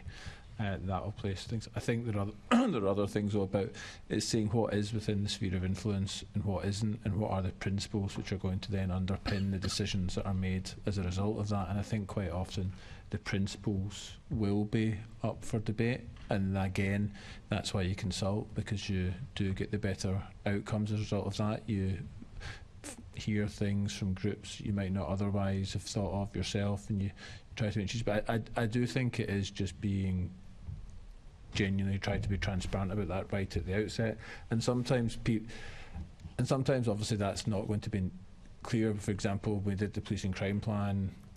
That was something which people will say, well, you produced a draft that was already there, how much were you going to change it?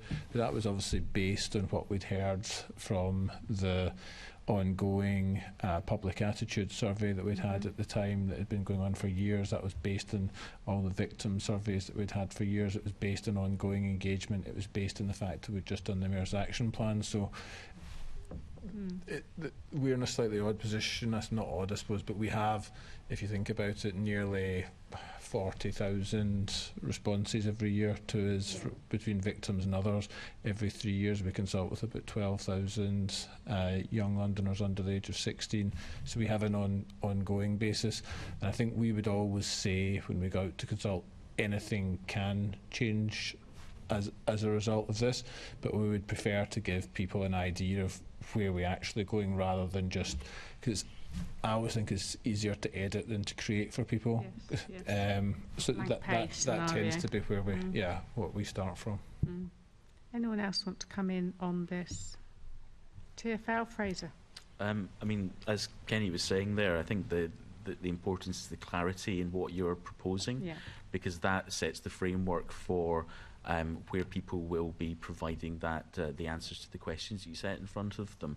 We also take that approach that within those proposals that were set out, anything is still up for discussion, that we're there to seek the views, seek the understanding and learn what we don't know already, and any of that may then have an impact on sort of downstream future decisions when it's presented in front of decision makers.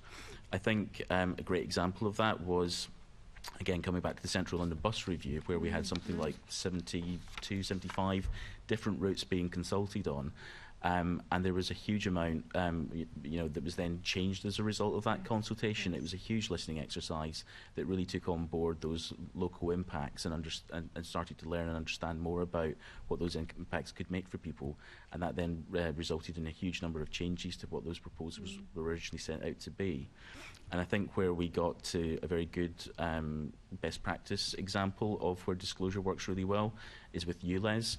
At the start of that consultation, there was a proposals document that clearly set out the history of where we'd come from, the positions that had been put to the Mayor previously, any previous decision points, and made clarity again of the things that we were proposing to as part of the consultation. And I think that document in itself is a great example of where we can get it really right. And finally, do you respond to all consultees and stakeholder responses? Do you go back to people? So everybody who would provide a consultation response to us as part of our platform that we use, their contact information is captured, and at the end of the consultation when the consultation closes, obviously when they submit the response, we notify them to say we've accepted that response. When the consultation is closed and the analysis is complete and that something is ready to then be published, we will contact every single one of those people to make them aware of where that report is now published and how they can access it. And if people wish to have that sent to them in hard copy as well, we can provide it in that way as well. Yeah. Okay. And what about everyone else? Do you tend to respond to people who have filled in your surveys, been part of your consultation, MOPAC? So where people have come out to us or where they've been involved in the consultations, we will go back out. We produce We Said You Did. For some of the things like the public attitude survey or the victim survey, again, those we can't do because it's run by... But yeah, specific consultation you would. The same with you, OPDC? Yeah, where people give their contact details, they're then put on a mailing list. They essentially opt in to hear more from us, so we do that. But equally, we respond to every inquiry that we get as well. So when people actually ask us a question or want to know more, we always respond to that. Yeah, lovely. LFB? Yeah, but we have an opt-in process as well. We've got a newsletter as well, and then obviously we'd publish the outcome. Yes. So yeah. Lovely, thank you. And if I may, in response to your earlier question about how we're clear about what questions we wish to ask. One of the things, and this was absolutely something that Donna introduced, but one of the things that we did, because we have a community forum that we've established over the last couple of years, is that we ran our proposed consultation questions past them, and our first proposals didn't pass. So we changed them. So we got their feedback on it, and they asked us some good, challenging, very useful questions about what we were going to ask and why, partly coming from that position of, if you're asking this, is there an opportunity? You know, what will happen with the results? Will it change? So I think that was something that we were particularly pleased with, and I just wanted to mention that. No, really. very good. Well done, Donna, as well. Lee? Yeah, I was going to say we do, but I think one of the biggest challenges is when you build up a cohort of people you work with, but then you need a really long hiatus while you work out what you do about it. And I think that's the challenge we're going to have next, and we need to give some real thought to that. Lovely. Thank you. Thank you, Chair. Thank you. One of the things we've been interested in was how responses to consultees might differ. For example, major stakeholders and groups that might have a lengthy and detailed response to the individual responses, but perhaps if you could write to us after this meeting and tell us when those differences occur and what they look like, that would be helpful. Assemblymember Fortune. Thank you. Hello. My section is about interpretation of results. So this is a question for everybody on the panel. And it's about, I think we touched on this a little bit. Can you just tell us about any specific methodology you have for analysing consultation results? And is that methodology published? Let's start with Lisa. Yeah, if other people aren't writing it up for us, we've moved on in the way we approach it, and now we would write up the key issues raised as a broad piece of narrative, and we would respond to those key issues which I think is different from responding to every single point that people make. And I think what that enables is for you to give a much richer response, a more detailed response to the overall points that were raised. And that's a methodology that you apply to every consultation. And is that stated somewhere on a website or? I don't think it does, but I think, you know, if you take something like London Plan Guidance, for example, we're quite a long way through, so anybody responding to a London Plan Guidance now would be able to see all the consultation statements that have been done for previous London Plan Guidance. Okay, thank you. Donna? So we would generally, if there was any issues around trust, or if we felt that the outcome was going to be, you know, contentious, we would use a third party to do the analysis, pull it into themes, and then we would, as colleague has said, would do the same really. But generally, those are the bases on which we would use a third party. Right, okay. And I guess the purpose of using a third party is to try and instill some sort of sense of integrity into the results as well. So you're not marking your own homework, as goes the cliche. Yeah, I'd imagine other groups are going to have similar responses. Ros? So from a planning policy perspective, our statement of community involvement actually says that we summarise issues, but we actually don't do that. We do actually go list out point by point what people have raised and then how we're responding to that. We're actually going to change the SCI to actually reflect the practice that we currently have. But most of the issues, most of the things that are raised through consultation is qualitative information anyway. It's not, from a planning policy perspective, it's not kind of quantitative in terms of asking a binary question, I suppose. Okay. But it's having a process where people can understand the interpretation of the results. Correct, and they can sense that it's fair as well. Yeah. Natasha, Kenny?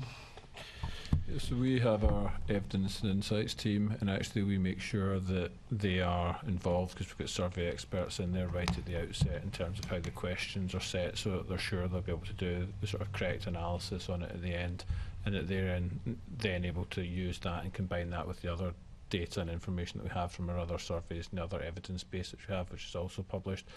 To be fair, I don't think we do publish the sort of what you were talking about, Mr. Fortune, in terms of the methodology in that sort of way, so it is something for us to think about, but we do build that in at the outset. But that's interesting. If I understood that correctly, you're saying there'll be some sort of comparative analysis with previous consultations to see if you're getting... So because we'll run a specific consultation, for example, saying to Londoners, take the policing crime plan, we'd say to Londoners, what are your top areas for this as part of the policing crime plan?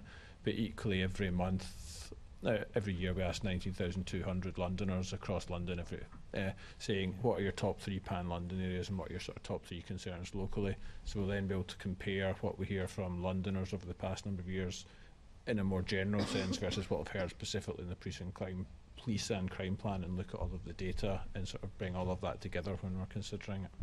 Okay, thank you. Fraser. Yeah, for each of our consultations, there's 3 key aspects of analysis that we'll do. There's the quantitative analysis of our closed questions. There's the thematic qualitative analysis that we'll do from the open questions. So those are the sort of the statement answers that people provide. And then there's the postcode analysis that we do as well to be able to understand where the different communities are responding from.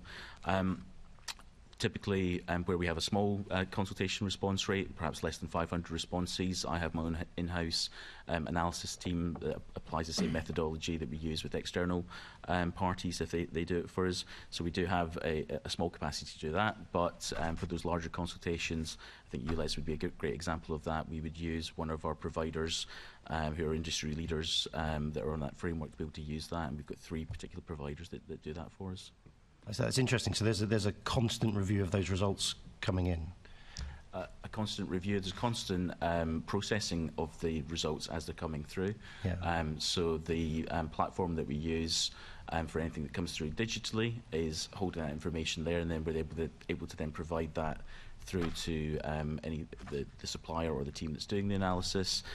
Typically, there's also then all the any manual results that have come through, whether that's paper forms or emails that need to then actually be uploaded at the same time. So a consultation is never finished at the point when the consultation closes. It can take several weeks for all of that information to actually be uploaded to do the full analysis. and that analysis requires you to build an entire code frame that changes and develops over time. But that code frame is quality assured throughout the whole process to make sure that there isn't any misinterpretation of the data that's been provided. So you've got the QA afterwards, but actually you've got these live themes coming in where you can look, as you said, geographically or from age range, young people, as Emma's deluding herself she is, stuff like that, and you can sort of see what's happening. Because I guess a real challenge with any kind of consultation is cynicism, right? Is that people saying they're just going through this process. It's just a tick in a box. Oftentimes, a tick in a lot of boxes for what the consultation document is. So that's the thing that you're constantly fighting against. And you brought up ULEZ. I wasn't going to mention it. I'm kidding. TfL do a lot of consultations. I had a look on your website. You've got a specifically branded page, the Have Your Say page. Yes. So, Sussex Gardens Junction. It's, there's Have Your Say, the 394 bus service, Have Your Say. There's the Superloop out where I am. Well, they've painted the 119 a different colour and called it a Superloop, but there was a consultation there, and that was Have Your Say as well. For all of these consultations, the email address is that brand, right? It's haveyoursay@tfl.gov.uk. For all of those consultations, there will be a specific URL that people will follow to the particular page for the consultation. The email address is Have Your Say. So the landing page is Have Your Say at tfl.gov.uk, but for each of the specific consultations, so I mentioned previously when we're doing the publication, the marketing of it, there will be a particular URL code, which is a separate address that will take anybody directly to your specific page on perhaps Sussex Gardens or any of the other That's schemes. the web page. The URL is the web page. But the email that you type into your Outlook is normally haveyoursay@tfl.gov.uk. If you wish to contact us by email, yes, absolutely. Yeah. Except for ULEZ. The ULEZ expansion had a different email address. Can you remember what that was? Not off the top of my head. It was Clean Air, Your Views @tfl.gov.uk. Is there a suggestion that's slightly leading? I know that we created the mailbox for ULEZ in the sense that we knew that there was going to be a high volume of responses, and so that we wanted to have that information kept into one distinct area so it could be managed correctly, rather than it being blended in with any other responses that may be coming through. The email address wasn't ULEZ consultation. It wasn't Your Views on ULEZ. It was Clean Air, Your Say. The consultation was broader than just the London-wide ULEZ, though. It was about proposals to improve air quality, tackle the climate emergency and reduce congestion in London. So it wasn't just a ULEZ consultation, to be fair. I get that. And I think also you click through to get the email address from the Have Your Say page, so I don't think it would appear to be different to somebody using the web page, I don't think. And that's an interesting answer about how broad the consultation was, because I think if you went to the zeitgeist, if you asked the man on the Clapham omnibus, as they say, what the consultation was about, they would say it was about the expansion of ULEZ. Is that a fair assessment? I guess people would have viewed it in different ways, but the number of questions on there which people answered covered the full range of issues, and people who answered the survey tended to answer all the questions. So they might highlight a question or not, I don't know. I'm genuinely not coming after you. I want to understand the process and how it was managed, because you talked earlier about having the richness of feedback. If you wanted to oppose the expansion of ULEZ, how would you have done that through that consultation document? So there was a question 8, where people were able to express that they didn't think that the ULEZ should be introduced at all. It wasn't a binary question, was it? There were a series of options, I think. One of them being, I do not think it should be introduced at all. And it was a strongly oppose, strongly support that sort of process as well. I think it said, I do not think it should be implemented at all. I think that was the wording. It wasn't strongly opposed. It was, I don't think it should be implemented. Yeah, I'm doing it off the top of my head, because it was that question 8 that caused the big kerfuffle about people saying that responses were removed. Because that's a difficult thing that you have to manage as well, isn't it? With an online consultation, is you can develop bots and things. I'm not technical, but somebody can be sent a question like, do you support or will you support ULEZ? And by clicking it once, that would automatically go through the survey. I think there were 40 odd questions, and tick it in a way that gave a strongly positive return. That wouldn't be possible. That correctly? You have to register for the Have You Say platform, so you would a bot wouldn't be able to do that because it already has that security built in that once you've registered, it will then send you an email, and then you have to click on your verification email. That's the safeguard that's placed in that. So that's why the registration process is so important in this. Okay. And then when these results are coming in, how often were you asked to brief City Hall on what the results were or where the position was on the ULEZ responses? Off the top of my head, I don't think we were asked to brief them at a certain frequency, but we did keep in touch with them throughout the consultation. Who were you briefing at City Hall on those responses? I would have to find the precise names on the email list, but it would have been other officers. Was it perhaps David Bellamy, the Chief of Staff? Yeah, that could well have been some of the mayoral directors. Okay, and would the other one have been perhaps Sarah Brown, who's the Head of Communications? Yes, as I just said, it probably. Yeah. I don't have the full list of names in front of me. I was just trying to wonder why the Chief of Staff and the Head of Communications was getting a running update on the ULEZ results. I think it was a really big strategic consultation about a London-wide proposal. I think it's perfectly reasonable that they would be having updates on it. It would be strange if they didn't. It would be strange if the Mayor didn't. So during that process, you're getting the results about where results are coming in from certain postcodes, age demographics, things like that. There was certain money spent during that process that started to target certain groups, and we've seen that spend. We got that information from an FOI. Who would have taken the decision to, push the consultation towards certain groups? So I think it was less about pushing, and that's, us in terms of reviewing, as you say, seeing those consultation results coming in, and as we mentioned earlier. Seeing that there was underrepresentation from some groups, we want to make sure we hear from a wide demographic where we can see that actually we don't seem to be reaching some of those groups. We'll make sure that we try and hear their voices. Okay. Would you say there was any political interference during the process? No. None whatsoever. That's good to know. So from the ULEZ consultation process, if you were to run it again, what do you think would be done differently? I was going to say that we probably answered this a little bit in terms of what the lessons learned earlier on today. So I think that in terms of ongoing engagement, we did spend a lot of time speaking to stakeholder groups, but I think our understanding of that landscape is better, and I think we would try and build on that. I think we talked a bit about social media strategy. So there are definitely things that we've learnt, as we've covered earlier, but I think that's probably the... Because again, going to that point that people always thought it was going to happen. And then, other things became clear as well, like cameras had been purchased before the consultation started to be installed once the consultation is finished. Actually, can you think of a project that's ever stopped as a result of a public consultation recently? I know things have been tinkered with, but can you think of anything that's stopped, or a policy that's been stopped as a result of public consultation? Coming back to the example I used about the Central London bus review, that was 72 distinct schemes being consulted on at that time, and there were some of those particular proposals that weren't taken forward with as a result of the consultation. Okay.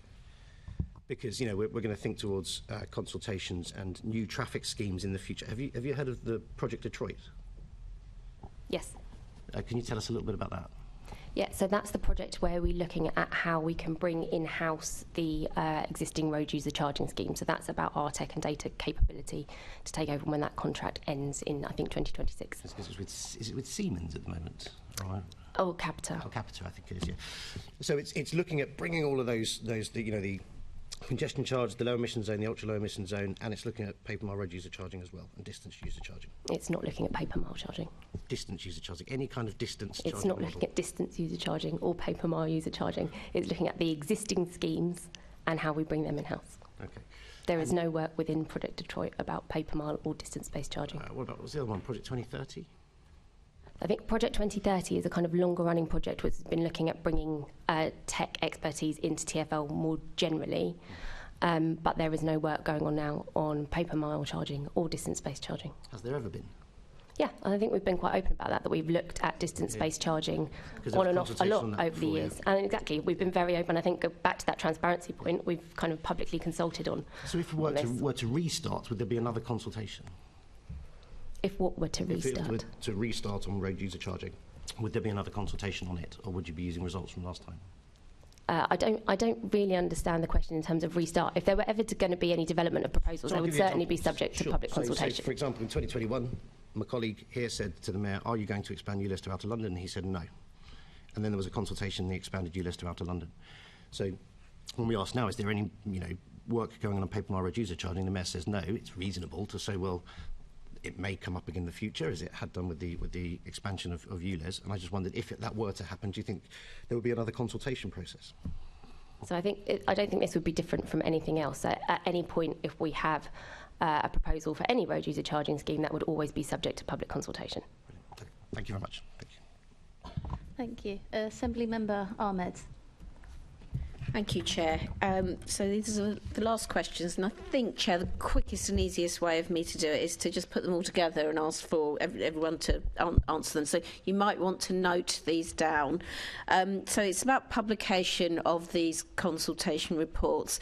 And the questions, so I'm going to come to each group, and what I'd like you to answer is, what information do you put in the report and how do you ensure that that report is understood, for example, avoiding technical language? How long after a consultation do you publish a report? And do you include how consultation responses informed decisions? We'll give TfL a bit of a break and start at this end, Lisa, if that's okay with you. Yeah, of course. And I think we need to distinguish between the two things. One is a very typical, very traditional type of consultation stage, like we use for London Plan guidance, and one is far more engagement, like the Planning for London programme, and they're really quite different in how we would report them. So the information in the report that we would publish is things like numbers. It would be breakdown of demographic, if we have that information. It would be breakdown of the organisations that are represented, as I said earlier, but obviously not for individuals. They would just be a number overall. And then that information about what really got said, usually the broad themes. As was noted, if there are quite specific questions, we would give like a pie chart for each one of how many said yes, how many said no. So if it's that type of questionnaire, that's how it would work. In terms of how long after we would publish them, it really does depend. It's just how long it takes to write up. And I'm actually a relatively small team, so it's usually one person who would take London Plan guidance all the way through drafting, running all the consultation events and then writing them up. But yeah, it could be anything from, a few months to 6 months, for example, to get that out there. I think what was also important is trying to weave in the kind of range of responses. So if there was early engagement that was done, we would try and report that alongside the more formal responses during the consultation stages. And I didn't quite catch your last question because you came to me. Yeah, so when you publish the report, so in terms of decisions made, do the consultation responses inform those? I mean, how do you get that information across to whoever's reading the report? Yeah, I think it would be set out in the report. You would say specifically, and sometimes that's quite fundamental. We would go back to the drawing board on something and say, right, there's a lot that needs changing. For those ones, we would run another targeted engagement for those, to be clear, because there's been such a lot of change. And then usually the consultation statement for something like a London Plan guidance that's quite sequential, that would form part of the mayoral decision. So it would be published at the same time usually as papers are published for the formal adoption of a London Plan guidance, whereas for something like a longer term project like the London Plan, it would be published at the end of each stage of engagement. Thank you. LFB. Our reporting is quite extensive, probably very similar to what's already been described. In terms of the CRMP, we did a two-stage consultation process, in fact. So we started with the engagement, then we consulted on the principles that we were proposing to use to underpin the full CRMP, and we also consulted on a piece of work that we'd done to quite separately and distinctly assess risk to London, which is something that we're required to do under the national framework. And so we did our consultation, if you like, almost in two parts. So we did a consultation on the principles to inform the development of the CRMP and on our assessment of risk to London. And so when we took the draft CRMP, we also included a report as part of that pack, which explained how the results to the consultation that we'd already run had influenced what we'd produced. We went through things in detail. In fact, the assessment of risk had a number of additions to it as a result of that first consultation. So when we did the second consultation, which was on the full draft of the full document, with the amended assessment of risk and a number of other documents, in the report that we produced for the decision makers on that, very similarly to what's already been described, a thematic approach to the comments that were coming through from the over 2,000 respondees that we had, and each one dealt with. So, they've said this, we, agree, we're going to change that, and we made several changes to the document and to our intentions as a result of the consultation, or where we said we wouldn't, and these would be our reasons. So we went through that. Where we had consultation responses from organisations, we gave them kind of point for point, and in fact the Fire Resilience Emergency Planning Committee gave us 13 comments against the full draft CRMP, and so as part of our response we provided a response to each of those. What else would I like to say?